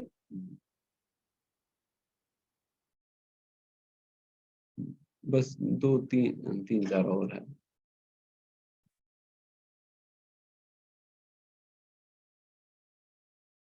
एंड सत्य का मतलब ये भी है कि कभी भी शास्त्रों की बातों को यथारूप प्रस्तुत करनी चाहिए। उनकी बातों को तोड़ मोड़ करके हमें नहीं कहना चाहिए, फिर ये भी असत्य के अंतर्गत आएगी। ये भी असत्य के अंतर्गत आएगी अगर शास्त्रों की कुछ और अर्थ वर्थ निकाल कर फिर हम बोल रहे तो फिर ये भी असत्य के अंतर्गत आएगी। सत्य मतलब जो शास्त्र में बताई गई बातें बिल्कुल एग्जैक्टली एज इट इज बता देना, एज इट इज बता देना, उसमें कोई हेरा फेरी नहीं करनी चाहिए। इसको सत्य कहा जाएगा। फिर अक्रोधा, अक्रोधा मतलब अपने क्रोध को नियंत्रण में रखना। कई बार हमें डिस्टर्ब करने वाला परिस्थितियां आने के बावजूद भी व्यक्ति को उसे सहते हुए जो व्यक्ति अपना क्रोध को नियंत्रण में करता है उसे अक्रोध कहा जाएगी। अक्रोध परमानंद नित्यानंद राम, नित्यानंद प्रभु के विषय में कहा जाता है क्रोध। एंड यहाँ पर बताया, प्रोपज कहते हैं कि क्रोध आने पे पूरा का पूरा शरीर ही दूषित हो जाता है। मन भी दूषित होता है, वो पूरा शरीर दूषित हो जाता है। इसलिए ये श्री विग्रह पूजा के अंतर्गत ये नियम है, गुस्सा होने के बाद व्यक्ति को सीधा भगवान की सेवा करने नहीं जा सकता। उनको वापस क्रोध करने के बाद उनको नहाना पड़ेगा, नहाने के बाद उनको जाने का अनुमति है विग्रह के पास, नहीं तो जाए नहीं, बिकॉज वो दूषित हो गया। जिस प्रकार से कोई मल को स्पर्श करने पे हम दूषित हो जाते हैं, भगवान के पास जाना है तो फिर दोबारा हमें प्रॉपरली नहाना पड़ेगा, कपड़ा उपड़ा चेंज करके फिर जाना पड़ेगा। उसी प्रकार से क्रोधित होने पे व्यक्ति को दोबारा नहाना पड़ेगा, फिर उसके बाद जाना पड़ेगा, बिकॉज व्यक्ति दूषित हो गया, शारीरिक रूप से ना दूषित हो गया क्रोध आने पे। ऐसा चीज है ये क्रोध।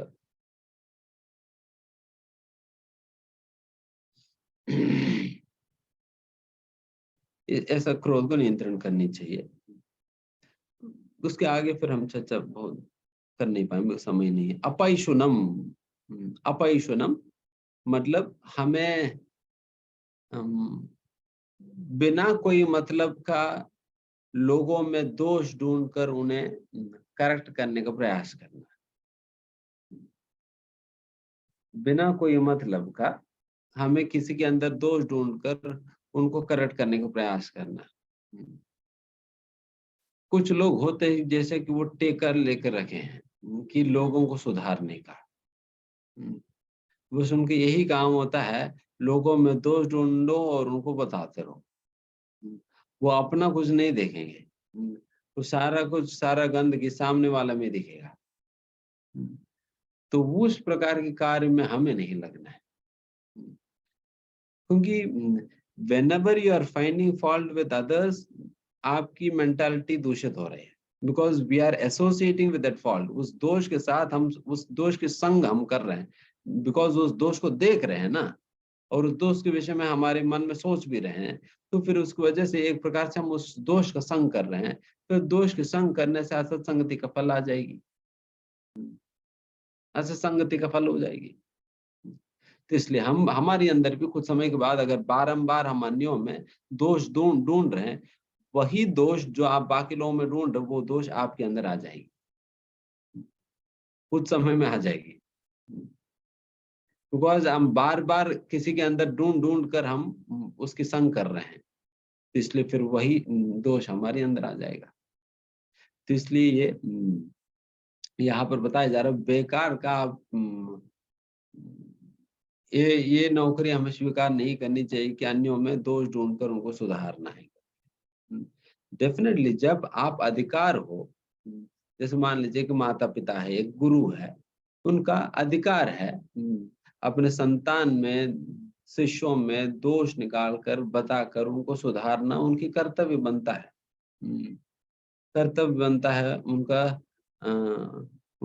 अधिकार है। तो इसलिए फिर वो लोग कर सकते हैं या करनी चाहिए, बट बाकी लोग इस प्रकार से नहीं करें, बाकी लोग नहीं करें। जिनके अधिकार नहीं है तो हमने मत करो ना, जिनके ऊपर आपके अधिकार नहीं है आप फिर उनके ऊपर क्यों कर रहे हो? आप अपना देखो, अपना देखो, अपना दोष ढूंढो, अपना अपने में देखो कि क्या क्या दोष है, क्या क्या गलती है, उनमें सुधारने का प्रयास करो। ये अपैशुनम के संबंध में कहा जाता है। एंड फिर हिरी मतलब कोई भी ऐसा गलत कार्य या पापमय कार्य किसी को करनी चाहिए, किसी को करनी नहीं चाहिए। फिर अचापलम, अचापलम मतलब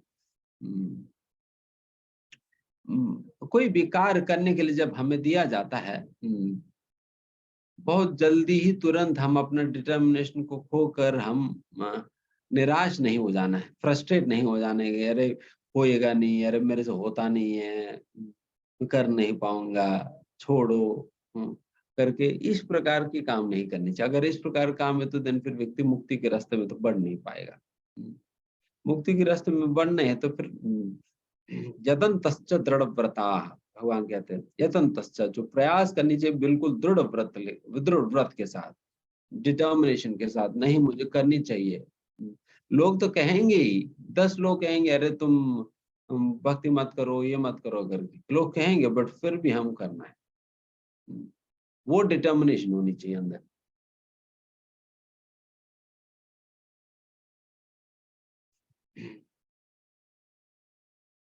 तेज, ये क्षत्रियों का गुण है। एक क्षत्रिय को बहुत ही स्ट्रांग होना है।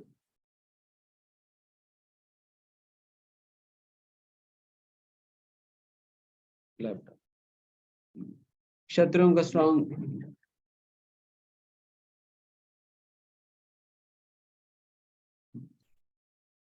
क्षत्रिय होने के बाद क्षत्रिय अपने आप को मैं नॉन वायलेंट हूं, मैं अहिंसा का अभ्यास कर रहा हूं करके नहीं दिखाना है। आप सोचो कि अगर मिलिट्री वाले बाउंड्री पे खड़े होकर कह दे कि हम अहिंसा का अभ्यास कर रहे हैं, हम लड़ेंगे नहीं शत्रुओं से, क्यों? हम अहिंसा का अभ्यास कर रहे हैं। फिर क्या होगा? ये कोई अहिंसा है? यह अहिंसा नहीं बल्कि यह असलियत में हिंसा है। अगर पुलिस कह दे आप कोई चोर की डर की वजह से पुलिस के पास भाग कर गया, फिर पुलिस कहते हैं कि आज हमारी अहिंसा व्रत है, हम किसी को पकड़ेंगे नहीं, दिन फिर क्या होगा? तो ये अहिंसा नहीं है। क्षत्रिय को अपना तेज दिखाना होगा। जब हिंसा का जरूरत पड़ता है, हिंसा का प्रयोग करना पड़ता है। एंड वही काम तो भगवान ने अर्जुन से कराया है। एंड फिर शौचम, शौचम मतलब व्यक्ति बहुत ही शारीरिक रूप से, मानसिक रूप से बहुत ही शुद्ध, स्वच्छ रहना होगा। अपने व्यवहार में अन्यों के साथ जो उनकी आदान प्रदान होता है, उन सारे में बहुत ही स्वच्छ रहना होगा। बिल्कुल क्लियर डीलिंग्स रखना चाहिए।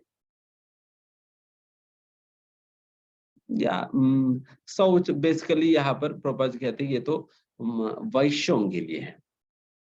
वैश्यों के लिए ये सोचना है उनके लिए, शौच का मतलब कि उनको कोई ब्लैक मार्केट में नहीं लगना है। मतलब कोई अनैतिक रूप से धन कमाने का प्रयास नहीं करना चाहिए। अगर अनैतिक रूप से कोई धन कमाने का प्रयास, देन फिर वो शौचम वाली गुण जो है वो खराब होगी। तो अनैतिक धन की प्राप्ति या ब्लैक मार्केट द्वारा धन को प्राप्त करने का प्रयास करना, ये बंद करना होगा।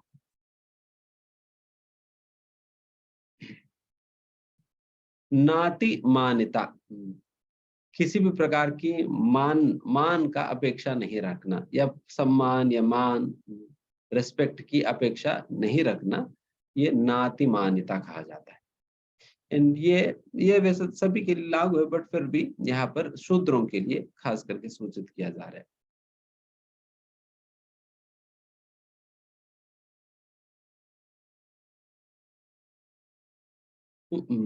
शूद्र होने के नाते फिर सारे हायर क्लासेस को उनको सम्मान, सब सही प्रकार का सम्मान देनी चाहिए। अपने लिए किसी प्रकार के सम्मान की अपेक्षा नहीं रखनी चाहिए। वैसे तो सभी के लिए भी लागू है, बट खासकर शूद्रों के लिए भी कहा जा रहा है, we should not falsely be proud.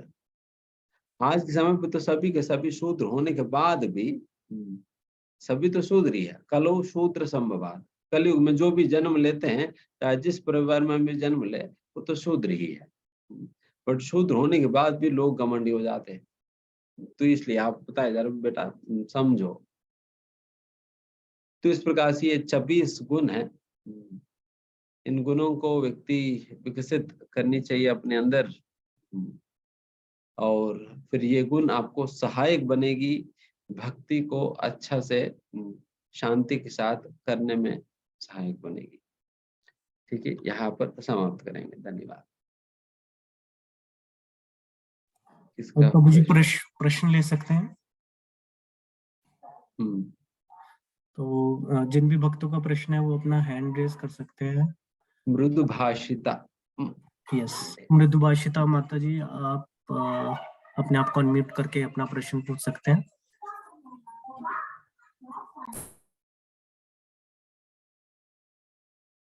Shri Gaura Gaura. हरे कृष्णा प्रभु जी, दंडवत प्रणाम। दंडवत प्रणाम। प्रभु जी, हमें जैसे हम गृहस्थ हैं, हम अपने बच्चों को पढ़ाते लिखाते रहते हैं कि कुछ ना कुछ काम ऐसा आता रहता है कि जिस समय जिन चीजों में दिमाग हमेशा घूमता ही रहता है। हम कितना भी सोच लें कि मन को स्थिर करें, मन को स्थिर हमारे लिए करना मुश्किल हो जाता है। सबसे बड़ा तो जैसे एग्जाम चल रहा है तो बच्चों की पढ़ाई को लेकर टेंशन है, ये कर लो वो कर लो, ना करते हुए भी क्रोध करना पड़ता है, चिल्लाना पड़ता है, ये करो जल्दी करो। तो प्रभु जी, जिस समय शांत रहते हैं, हम बस इतना पूछना चाहते हैं कि जिस समय शांत है, जैसे बच्चे घर में नहीं है, हस्बैंड नहीं है, घर में कोई नहीं है, अकेले, उस समय हमें या हर वक्त हम जैसे गृहस्थों को किस बात का चिंतन करते रहना चाहिए? अब क्रोध है तो है, पढ़ाई को लेकर टेंशन है तो है प्रभु जी, लेकिन जिस समय खाली है उस समय हमें किस बात का चिंतन करते रहना चाहिए प्रभु जी? डेफिनेटली हम चिंतन भगवान कृष्ण के संबंध में करनी चाहिए। एंड इस पे हमें ये अभ्यास वाली चीज है, चिंतन अभ्यास वाली चीज है। इसके लिए क्या करना होता है कि व्यक्ति को जो कुछ भी उन्होंने पढ़ा है, सुना है, उसके अंदर को जो इम्पोर्टेंट पॉइंट्स होता है वो मार्क करके उन पॉइंट्स के ऊपर उनको जो खाली समय जो उन्हें मिलता है वो समय सोचना चाहिए, उसके ऊपर चिंतन करना चाहिए। तो इस प्रकार से अपना चिंतन को वो व्यक्ति भगवान की सेवा में लगा सकता है। पहली बात ये है। एंड फिर साथ ही साथ जब भी हमें कोई भी काली समय इत्यादि मिलता है, अगर हम कीर्तन साथ साथ कोई भी काम करने के साथ साथ करने की अगर आदत डाले, भगवान के नाम हमेशा लेने की आदत डाले, तो ये भी अपने आप में एक चिंतन है। ये भी अपने आप में एक चिंतन है, जिससे हमारे मन भगवान की ओर भगवान के विषय में सोचने लगे। ये भी एक प्रकार के एंड हमेशा ये भी एक अच्छा होता है कि अगर व्यक्ति हमेशा कुछ ना कुछ भगवान के विषय में सुनते रहे, जब सुनता रहेगा देन फिर उनके अंदर ऑटोमेटिकली उनके विचार इत्यादि भगवान के विषय में सोचना इत्यादि होने लगे। ये सारी चीज आप करिए, देन फिर डेफिनेटली। कौशलेंद्र।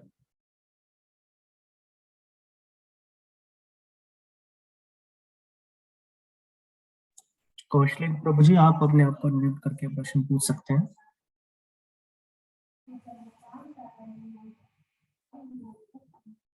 कौशलेंद्र नहीं है तो फिर पूजा सेन। पूजा माता जी, आप अनम्यूट करके प्रश्न पूछ सकते हैं। अच्छा, कौशलेंद्र अपने आप को अनम्यूट नहीं कर पा रहे। हाँ, अभी हरे अनम्यूट कृष्ण हो गए। प्रभु जी। हाँ, हाँ, प्रभु जी, एक्चुअली आज के सेशन से वैसे एक सवाल पूछना था हाँ, कि कि कुछ दिन पहले कोई मेरे अदर रिलीजन से मेरा बहुत अच्छा फ्रेंड है, वो मेरे घर इनविटेशन देने आया था। तो देन मेरे हाँ, फादर ने कुछ ऐसा बोल दिया जो कि उनको नहीं बोलना चाहिए। मेरे फादर ने ऐसा बोला, he is a Muslim, my father is saying, मेरे फादर एक वैदिक पंडित है, थे सेइंग कि मतलब एक तरीके से कि मैं उनके घर नहीं जाता, दूसरे धर्म के थे, बट देन मैंने पाया कि वो कृष्ण जी की भक्ति कर रहे, देन मैं जाने लग गया। मेरे अकॉर्डिंग उनको ऐसा नहीं बोलना चाहिए था, उसको कहीं ना कहीं हर्ट हुआ होगा ये। मुझे पता था कि मेरे फादर ने गलती कर दी है बोलने में। उसने उस टाइम कुछ नहीं बोला, देन उसने कल बोला कि मुझे तुम्हारी मम्मी का बिहेवियर सही लगा, बट तुम्हारे फादर मुझे बिल्कुल ऐसे नहीं लगे, एजुकेटेड टाइप के, जो कि मेरे को हर्ट कर गया। अब मेरे यहाँ पे प्रश्न ये आ रहा है, तो ऑब्वियस सी बात है कि मतलब अगर मैंने एक्सेप्ट कर लिया, मतलब मुझे दुख इस बात का हो रहा है कि मैं अपने मम्मी पापा को एक तरीके से भगवान के समान ही मानता हूँ। डेली उनके पैर छू के जाता हूँ, जहाँ भी कॉलेज में, इवन मार्केट भी जा रहा हूँ तो देन दोनों के करके जाता हूँ, सारी बातें उनकी मानता हूँ मैं। अब ना वो मेरे फादर पे एलिगेशन लगा रहे हैं कि तुमने, पापा ने गलत करा। अब मैं समझ नहीं पा रहा कि मैं क्या करूं। उसको जवाब देना चाहिए कि यार तुम्हें ऐसा नहीं कहना चाहिए, एक्सेप्ट मेरे फादर की गलती है, but still you can't say कि ऐसा नहीं। मुझे बुरा लग रहा है, मैं समझ नहीं पा रहा कि मुझे किसकी साइड लेनी चाहिए यहाँ पे। कि ऊपर से देखो तो मुझे लग रहा है कि ऑब्वियस सी बात है, मेरे पापा को ऐसा नहीं बोलना चाहिए था उनको, बट स्टिल समवेयर मुझे ऐसा भी लग रहा है कि उसने भी लाइन क्रॉस कर दिया, ऐसा बोल के कि मेरे पापा ऐसे सही नहीं लग रहे हैं बोलने में। तो मुझे थोड़ा बताइए कि अगर इन शॉर्ट की फैमिली में कोई गलत है तो मुझे किसका साथ देना चाहिए, फैमिली मेंबर का देना चाहिए कि उसका जो सही है। देखिए इसमें तो वही है कि इस दुनिया के अंदर कोई भी व्यक्ति परफेक्ट तो नहीं है। चाहे हमारे पिताजी हो, चाहे कोई भी क्यों ना, चाहे आपके फ्रेंड हो, चाहे आपके पिताजी हो, दोनों ही परफेक्ट नहीं है। दोनों परफेक्ट नहीं है, तो परफेक्ट नहीं है तो फिर गलती तो हो ही सकता है किसी से भी। इसलिए तो कहा जाता है टू एयर इज ह्यूमन। मनुष्य होने के नाते व्यक्ति गलती कर ही सकता है। उसी प्रकार से ही आपके पिताजी भी कोई गलती कर सकते हैं। तो जब गलती हम करते हैं और जब हमें पता चलता है तो इसको स्वीकार करने में क्या नुकसान है। एंड दूसरा, अगर आपको लगता है कि आपकी फ्रेंड ने इस प्रकार कुछ मतलब सही प्रकार से उन्होंने प्रस्तुत नहीं किया है, वो अपने मन आप उनके साथ एक पोलाइट वे में आप उनके साथ उनके सामने रख सकते हो। अगर उसे एब्जॉर्ब करने की सामर्थ्य क्षमता आपके अंदर नहीं है, सहने की, किसी की बात सहने की क्षमता नहीं हो पाए, देन फिर हम अपने बातों को बहुत पोलाइटली हम उनके सामने रखने में कोई गलती नहीं है। रोजी मतलब ठीक है, हो सकता है मेरे पिताजी ने इस प्रकार से गलती किया भी है, बट फिर भी आप इस बात को आप इस प्रकार से प्रस्तुत करेंगे थोड़ा और अच्छा रहता। इसकी बजाय करके आप वैसे डिस्कस करने में कोई दिक्कत नहीं। ठीक है। यस, पूजा सेन माता जी। हरे कृष्ण गुरु जी, दंडवत प्रणाम। मुझे ना एक क्वेश्चन आपसे पूछना था। कल ना मतलब मैं अपने शूट पे गई थी, तो ना क्या हुआ कि ना हमारा जैसे ना मतलब मेरी कल जॉब पूरी नहीं हुई थी, तो क्योंकि मुझे शूट पे जाना था, जल्दी सुबह पहुंचना था, तो मैं ना मतलब वहीं पे हरे कृष्णा ये सब जाप कर रही थी, तो सब देख रहे थे। फिर उन्हें पता चला अच्छा कि तुम इस्कॉन वाली हो। हाँ, मैंने कहा हाँ। तो फिर उसके बाद वो मैंने उनसे कहा, तो वो कह रहे हैं कि जो हरे कृष्णा हरे राम है ना, ये गलत है ना। मतलब कि हरे राम राम राम हरे हरे, हरे कृष्णा ये होना चाहिए। मतलब पर इन लोग इसको जो है प्रभुपाद जी ने इसको इसलिए चेंज कर दिया क्योंकि वो फिश खाते थे, है ना। और फिर वो मतलब तो फिश तो मतलब होता है कि वो इम्प्योर हो जाता है, तो हम तो राम जी को वो मतलब भोग नहीं लगा सकते, क्योंकि राम जी मतलब बहुत वो है, मतलब पवित्र है ऐसे। और कृष्ण जी बहुत नटखट टाइप के हैं ऐसे, ये सब बोल रहे थे। तो फिर इसलिए उसको जाप को मैंने कहा तो नहीं ऐसा नहीं, मैं मतलब मैंने जो पढ़ा है, मैंने अपने गुरु जी से जाना है, तो उन्होंने हमें बताया कि मतलब इसलिए हम ये जाप ऐसे करते क्योंकि जो चैतन्य महाप्रभु थे, जब वो जाप कर रहे थे तो लोग कहते थे कि तुम हरे कृष्ण हरे राम बोलते हो, मतलब हरे राम हरे कृष्णा, है ना, ये गलत है ये सब चीजें। तो पर फिर उन्होंने जाप को हरे कृष्ण हरे राम कर दिया, है ना। तो उनको लगा ये तो उल्टा जाप कर रहे, इससे कोई इनका असर नहीं होगा, इनका प्रभाव नहीं पड़ेगा। तो मैंने उनको इस चीज से बताई, तो कह रहे नहीं ऐसा नहीं है, वो तो इसलिए कर दिया क्योंकि मतलब वो फिश खाते थे ये वो। मैंने कहा ऐसा नहीं है, और मैंने भागवत गीता में खुद पढ़ा है। कह रहा तुमने कभी पढ़ा है? मैंने कहा हाँ, मैंने खुद भागवत गीता में पढ़ा है ना। तो इसमें हर जगह लिखा है यही मंत्र, हरे कृष्णा कृष्ण कृष्ण हरे हरे, हरे राम राम राम हरे हरे। मैंने कई जगह पढ़ा है। अब भगवान स्वयं ये चीजें कह रहे हैं, है ना, कि इसका जाप करना है। तो ये चीजें वो बहस करने लगे। फिर तो मैंने कहा कि मतलब मैं जितना मैंने जाना है कि यही है ना। फिर मैंने कहा चलो फिर कुछ नहीं, मैं क्योंकि अब इतना मैं जानती नहीं, तो मैं ज्यादा बहस भी नहीं कर सकती किसी से। तो मैंने कहा चलो जब मैं गुरु जी से पूछ लेता हूँ। तो इसमें यही तो है कि ये जो हरे कृष्ण महामंत्र, ये अनेक शास्त्रों में दिया हुआ है। कई ऐसे शास्त्र है जिसमें हरे कृष्ण महामंत्र ये हरे कृष्णा से ही स्टार्ट होता है। उसकी ओरिजिनल जो मैन्युस्क्रिप्ट में हरे कृष्णा से शुरू होता है। बट कोई ऐसा शास्त्र भी है जिसमें हरे राम से भी शुरू होता है। हरे राम से भी शुरू होता है, दोनों प्रकार से हैं शास्त्रों में। बट चैतन्य महाप्रभु की अनुयायी होने के नाते जब चैतन्य महाप्रभु ने हमें ये हरे कृष्ण से कहने की जब सिखाए, तो उस प्रकार से हम कर रहे हैं। वो भी तो शास्त्र में प्रमाणिक है ही। कई शास्त्रों में हरे कृष्ण से भी शुरुआत किया हुआ है। इसलिए ठीक है, आपको हरे राम से करना है तो करो, तो कम से कम वैसे ही करो, हरे राम से ही करो, कोई दिक्कत नहीं, बट करो तो। बट करने के लिए तैयार नहीं है लोग, तो मतलब ना बट वो कह रहे बहस हैं कि करेंगे। आप ना जैसे ये चलते फिरते जॉब करते हैं ना, ये मतलब अगर हरे राम से ऐसे करेंगे तो ये चीजें ऐसे नहीं कर सकते हैं, है ना। मतलब इसलिए कृष्ण बड़े नटखट है, चुलबुल है, कहीं भी हंसते फिरते खेलते आप कर सकते, इसलिए हरे वो कृष्ण अपना पे कोई से। आप अपना अपना बुद्धि लगा दे रहे हैं, तो हाँ, वो तो मैंने पॉलिसी कहा उनके यार पास क्या रहने बोलूं दो। इनको। हाँ, और फिर ये शास्त्रों कह रहे हैं के ये हाँ, फिर कह रही है इस्कॉन वाले ना, तुमने कभी देखा है इस्कॉन वाले कभी किसी और की पूजा करते हैं? सिर्फ कृष्ण की पूजा करता है, किसी और मंदिर में नहीं जाते। मैंने कहा ऐसा नहीं है, मैंने खुद देखा, हमारे गुरु जी ने कल महादेव जी को मतलब वो प्रणाम किया है ना, उनके आगे माथा टेका, है ना। क्योंकि हम परसों यात्रा से आ रहे थे, तो उसी दिन मेरे को रात को कॉल आया था शूट के लिए, फिर नेक्स्ट डे मैं शूट के, तो फिर उसी टाइम तो मैंने उनको ये सब बताया कि अरे नहीं, पर तुमने देखा होगा वो किसी और मंदिर में नहीं जाते। तो मैंने कहा वो कृष्ण जी को, उन्होंने अपने आप को कृष्ण जी को जी, सरेंडर कर दिया। तो जब हमने अपने आप को उनको सरेंडर कर दिया, तो जब हम फिर किसी और के पास क्यों जाएंगे? जैसे जी, हमारे माता पिता है, हमने उनको अपने आप को सरेंडर कर दिया, तो हम किसी अंकल आंटी के पास क्यों जाएंगे कि मुझे ये चाहिए मुझे वो चाहिए। मैंने उनको ये चीज बताई। तो ठीक फिर है। मतलब ठीक है, वो आप कह रहे हैं बस कि आप मैंने सही कर रहे हो, शास्त्रों के हिसाब से आप करते रहो। आप ठीक है। बिल्डर मत। यस, हरे नेक्स्ट कृष्ण। रजनी माता जी।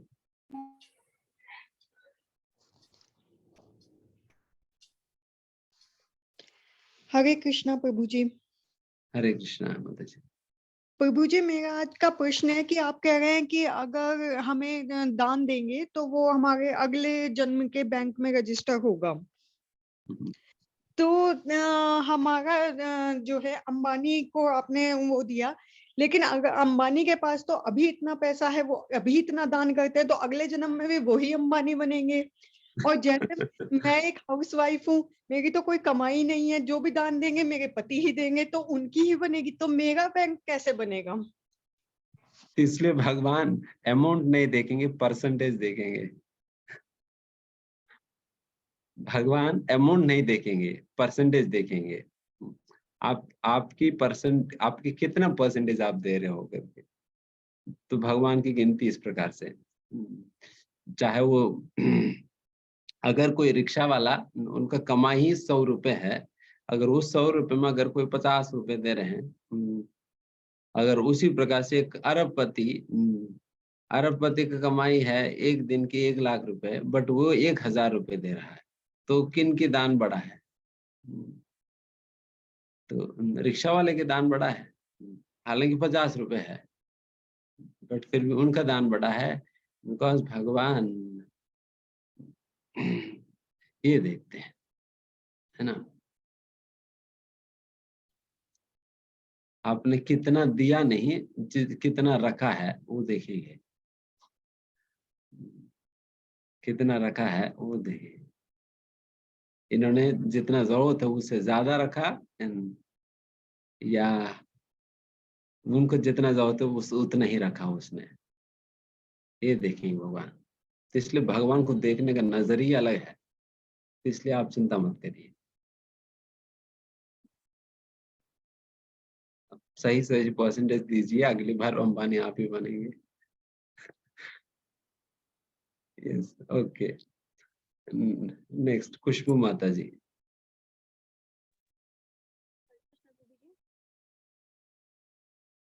प्रभु जी, जैसे आपने आज सारे पॉइंट्स बताए तो मुझे मतलब इस सबसे रिलेट कर पा रही हूँ, समझ में आ रहे हैं सारे। बस एक पॉइंट ये अभय का जो आपने बताया, तो उसमें मुझे मतलब थोड़ा सा कंफ्यूजन ये हो रहा है कि भगवान हमें रास्ता जो दिखाते हैं भक्ति का दिखाते हैं आगे, कि भक्ति में हमें कैसे बढ़ना है आगे। लेकिन जो भौतिक संसार है वो तो हमें खुद से ही हैंडल करना पड़ता है हमेशा ही। मतलब भगवान भक्ति में आगे बढ़ाने का रास्ता हमें दिखाते हैं, लेकिन भौतिक संसार तो वो तो भगवान ने दिमाग दिया है हमें, प्लानिंग हम खुद करेंगे, हमें कैसे संभालना है। तो वो अभय कैसे आएगा? मतलब अभय आना तो बहुत मुश्किल है। नहीं, चाहे भौतिक हो चाहे आध्यात्मिक हो, सब कुछ ही भगवान का ही नियंत्रण में है। सब कुछ ही भगवान का नियंत्रण में है। एंड हमारा भौतिक जीवन जीने के लिए भी तो भगवान की सपोर्ट है ही। ये भगवान सपोर्ट कर ही रहे हैं, तभी तो हम अपना भौतिक जीवन भी तो जी पा रहे हैं। तो भगवान के सपोर्ट के बिना तो वो भी तो संभव नहीं है।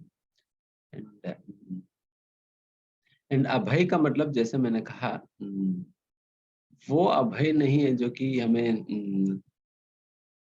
केवल भौतिक समस्याओं से बचाएंगे करके। हमारी आध्यात्मिक प्रगति के लिए जो कुछ भी जरूरत है उस प्रकार की चीजों को व्यवस्था भगवान करते हैं, चीजों की व्यवस्था भगवान करते करके, है ना। तो इस प्रकार से समझना। ओके। लेकिन जो प्रॉब्लम्स आती हैं मतलब लाइफ में, वो तो मतलब भगवान उसे थोड़ी ना सॉल्व करेंगे, वो तो भक्ति बताएंगे बस कि भक्ति इस तरह से करनी है। तो ये मतलब वो तो हमें खुद से ही प्लान करना होगा ना। देखिए, आप ये एक्सपेक्ट मत करो भगवान आकर करेंगे। आकर करेंगे, भक्ति भी क्यों ना हो, हमें खुद से ही तो करना है भक्ति भी। अगर जाप करना है वो भी खुद से ही करना है। उसी प्रकार से कोई भी भौतिक कार्य भी क्यों ना हो, बिकॉज अल्टीमेटली भक्ति में आने के बाद कुछ भौतिक कार्य रहता भी नहीं है, या रहना नहीं चाहिए। भक्ति का मतलब ये है सारे कार्यों को आध्यात्मिक बनाना, सारे कार्यों का आध्यात्मिक बनाना। एंड इस बनाने का तरीका ही भक्ति होता है। धीमे धीमे हर कार्य को भगवान से जोड़कर उसको भी भक्ति के अंतर्गत लाना ही ये भक्ति है ना। इसलिए कोई भी हम ऐसा नहीं कि 2 घंटे भक्ति करेंगे, बाकी 22 घंटे हम वैसा रहेंगे। नहीं, हमें 24 घंटे भक्ति करनी है। 24 घंटे भक्ति तभी कर पाएंगे जब हर कार्य हम भक्ति के अंतर्गत लाएंगे, लाकर हम उस प्रकार से करेंगे। एंड जब भौतिक कार्यों के संबंध में जब बात आता है, देन डेफिनेटली भगवान हमें भौतिक कार्य भी ऐसा एडजस्ट करवाते हैं जिससे हमारी भक्ति के लिए अनुकूल हो, जिससे हमारा भक्ति के लिए अनुकूल हो। उस प्रकार से भगवान एडजस्ट करते ही है। इसी प्रकार से कर्म फल हमें देते रहते भगवान, ताकि हमारे भक्ति के लिए कोई एक अनुकूल परिस्थितियां प्रकट हो। ठीक है, लास्ट 2 प्रश्न हम लेंगे। धामेश्वरी माता जी। हरे कृष्ण प्रभु जी, दंडवत प्रणाम। हाँ। प्रभु जी, क्वेश्चन ये है कि जैसे भगवत गीता में हमने पढ़ा कि आज अगर इस जन्म में कोई मांस खाता है तो मांस का मीनिंग ही वही है कि आज मैं तुम्हें खा रहा हूँ, कल तुम मुझे खाना। तो फिर नेक्स्ट जन्म, जैसे आपने बोला ना कि पशुओं को बीच में अगर हम मार देते हैं तो उसको फिर से एक जन्म लेना पड़ता है, तो फिर नेक्स्ट जन्म में फिर वो इंसान और वो इंसान पशु, फिर इसको थोड़ा मुझे समझने में प्रॉब्लम हुआ प्रभु। और एक क्वेश्चन और था प्रभु जी कि दैवीय गुण, ये दैवीय गुण क्या देवताओं के गुण को मतलब उस हिसाब से बोला जा रहा है? तो अगर दैवीय गुण देवताओं के गुणों को ऐसा बोला जा रहा है कि अब वो हम में होने चाहिए, तो देवताओं में जैसे हमें बताया जाता है कि देवराज इंद्र में तो ऐसे गुण नहीं दिखते वो, या फिर ऐसे ऋषि मुनि भी हमने जैसे सुना था कि दुर्वासा मुनि तो इतने क्रोधित है ना, या फिर विश्वामित्र मुनि में भी कई, तो ऐसे फिर इनको दैवीय गुण क्यों बोला जा रहा है? अच्छा, पहला प्रश्न समझ आया नहीं मुझे। प्रभु जी, जैसे मांस का मीनिंग ऐसे प्रभुपाद जी ने लिखा कि तो जैसे आज मैं तुम्हें खा रहा हूँ, अगले जन्म में तुम मुझे खाना, तो उसको इंसान को पशु और पशु को इंसान फिर नेक्स्ट जन्म में ना, जैसे मृगारी की कहानी में हमने देखा था। तो प्रभु फिर बीच में जैसे आपने बोला ना कि कोई पशु को अगर हम मारते हैं तो उसको लाइफ आधे में ही हम मार दे रहे हैं, तो उसको फिर से पशु का योनि मिलेगा। तो ये 2 बातें मतलब अलग अलग हो रही है ना, तो मुझे थोड़ा अच्छा, समझ। देखिए मतलब ऐसा नहीं कि अगर कोई मनुष्य किसी पशु को काटा है और खा लिया और फिर अगली बार ये पशु जो है अगली जीवन में ही मनुष्य बन जाएगी एंड फिर ये पशु बन जाएगी। मनुष्य बनना है तो पहले योग्यता भी तो चाहिए मनुष्य बनने के लिए। वो योग्यता मिलने तक फिर उनको अपना योनि में भटकता रहना पड़ेगा। जब वो मनुष्य बनने की योग्यता मिल जाएगी और मनुष्य योनि में वो प्रवेश किया, उस समय ये वाला कहीं ना कहीं मिलेगा। ओके प्रभु जी। तो इस प्रकार से एंड दूसरा जो दैवी गुण है, देखिए देवी देवता होने के बाद भी उनके अंदर कमियां तो है ही, तभी तो यहाँ पर है। एंड वे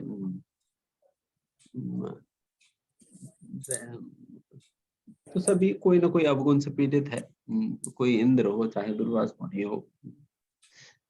वैसे दुर्वास मुनि तो वैसा उनका अपना स्टोरी है, वो भी कोई साधारण व्यक्ति तो नहीं है। एंड इन गुणों को दैवी गुण ये उस दैवी स्वभाव के कारण कहा जाता है, दैवी स्वभाव के कारण कहा जाता है। बल्कि देवताओं को देवता इसलिए कहा जाता है बिकॉज दैवी गुण उनके अंदर प्रचुर मात्रा में देखा जा सकता है। एंड फिर ये जरूर नहीं कि सारे के सारे गुण पूर्ण मात्रा में हो, बट प्रचुर मात्रा में उनके अंतर्गत देखा जाता है, तो इसलिए देवता ये कहा।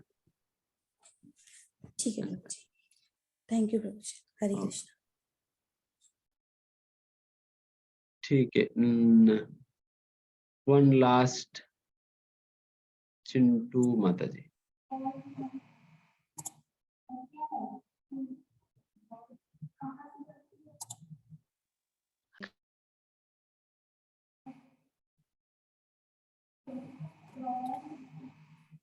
हरे कृष्ण प्रभु जी, दंडवत प्रणाम। प्रभु जी, मेरा क्वेश्चन यह है, जैसे जब से हम आपके एसोसिएशन में हैं तो हमने हमेशा यही प्रयास किया है कि हम अच्छी प्रवृत्ति धारण करें, अच्छा व्यवहार करें, गलत सोच ना आए, सारी चीजें पूरी फॉलो करने की कोशिश करते हैं। फिर भी प्रभु जी हम लोगों के साथ जैसे कोई गलत करा है और आसुरी प्रवृत्ति के लोगों का भी सामना होता है प्रभु जी। जैसे हम जॉब में जा रहे हैं, अदर कई जगह लोग पीछे से बहुत पॉलिटिक्स करते हैं, गलत फीडबैक भी जैसे चीजें होती है हमारे साथ, मतलब गलत अगर हो रहा है प्रभु जी, तो हम ये कैसे जाने कि हमारे पास्ट कार्मिक की वजह से अगर हमारे साथ कुछ गलत मिल रहा है, और जो सक्सेसफुल है गलत करके भी उसके पास्ट कार्मिक अच्छे थे और वो आगे हमेशा सक्सेसफुली है और कितने लॉन्ग टाइम तक चला जा रहा है, तो ये जजमेंट नहीं कर सकते ना प्रभु जी कि पास्ट कार्मिक उसके बहुत अच्छे थे और हमारे खराब थे, और ये कब तक है।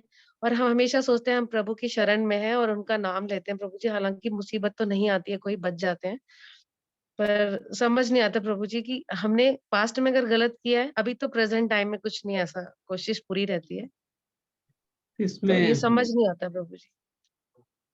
गलत करने वाले आगे बढ़ रहे हैं, अच्छे तरीके से सक्सेसफुल हो रहे हैं, उनका कहीं एंड भी नहीं होता है प्रभु जी, और वो हमें डिमोरलाइज करते हैं, वो कृष्णा शरण में चले जाओ, लाइक दैट कमेंट्स भी मिलते हैं कुछ कुछ, तो बहुत अंदर से दुख भी होता है, पर हम तो उनकी शरण में प्रभु जी और अच्छा ही कोशिश करते हैं, कभी गलत।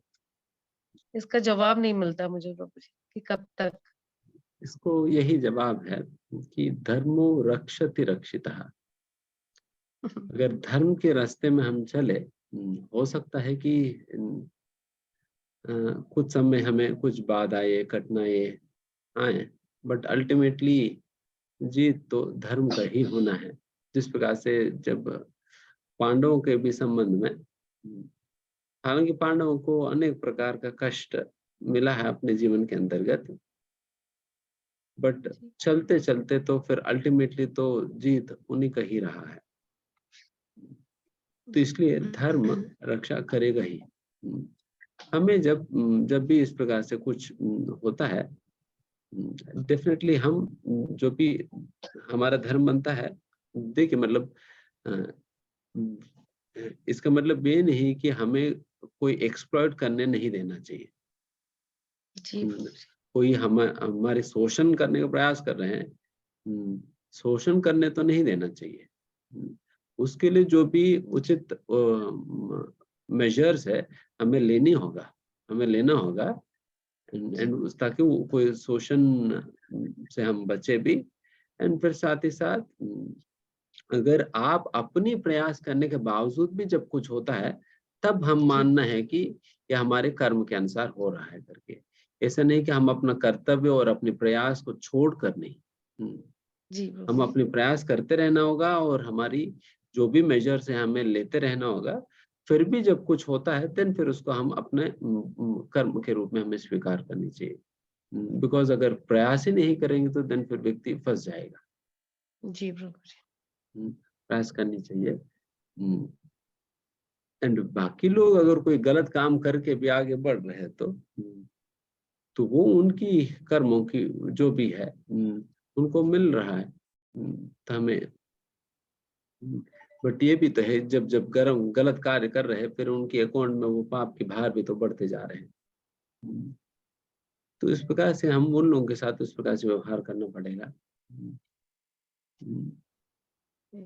नहीं, जैसा अब यहाँ पर मीनाक्षी माता जी ने शायद कुछ मैसेज दिए कि वैसे लोगों के साथ कैसे व्यवहार करें, इसी प्रकार से व्यवहार करना होगा।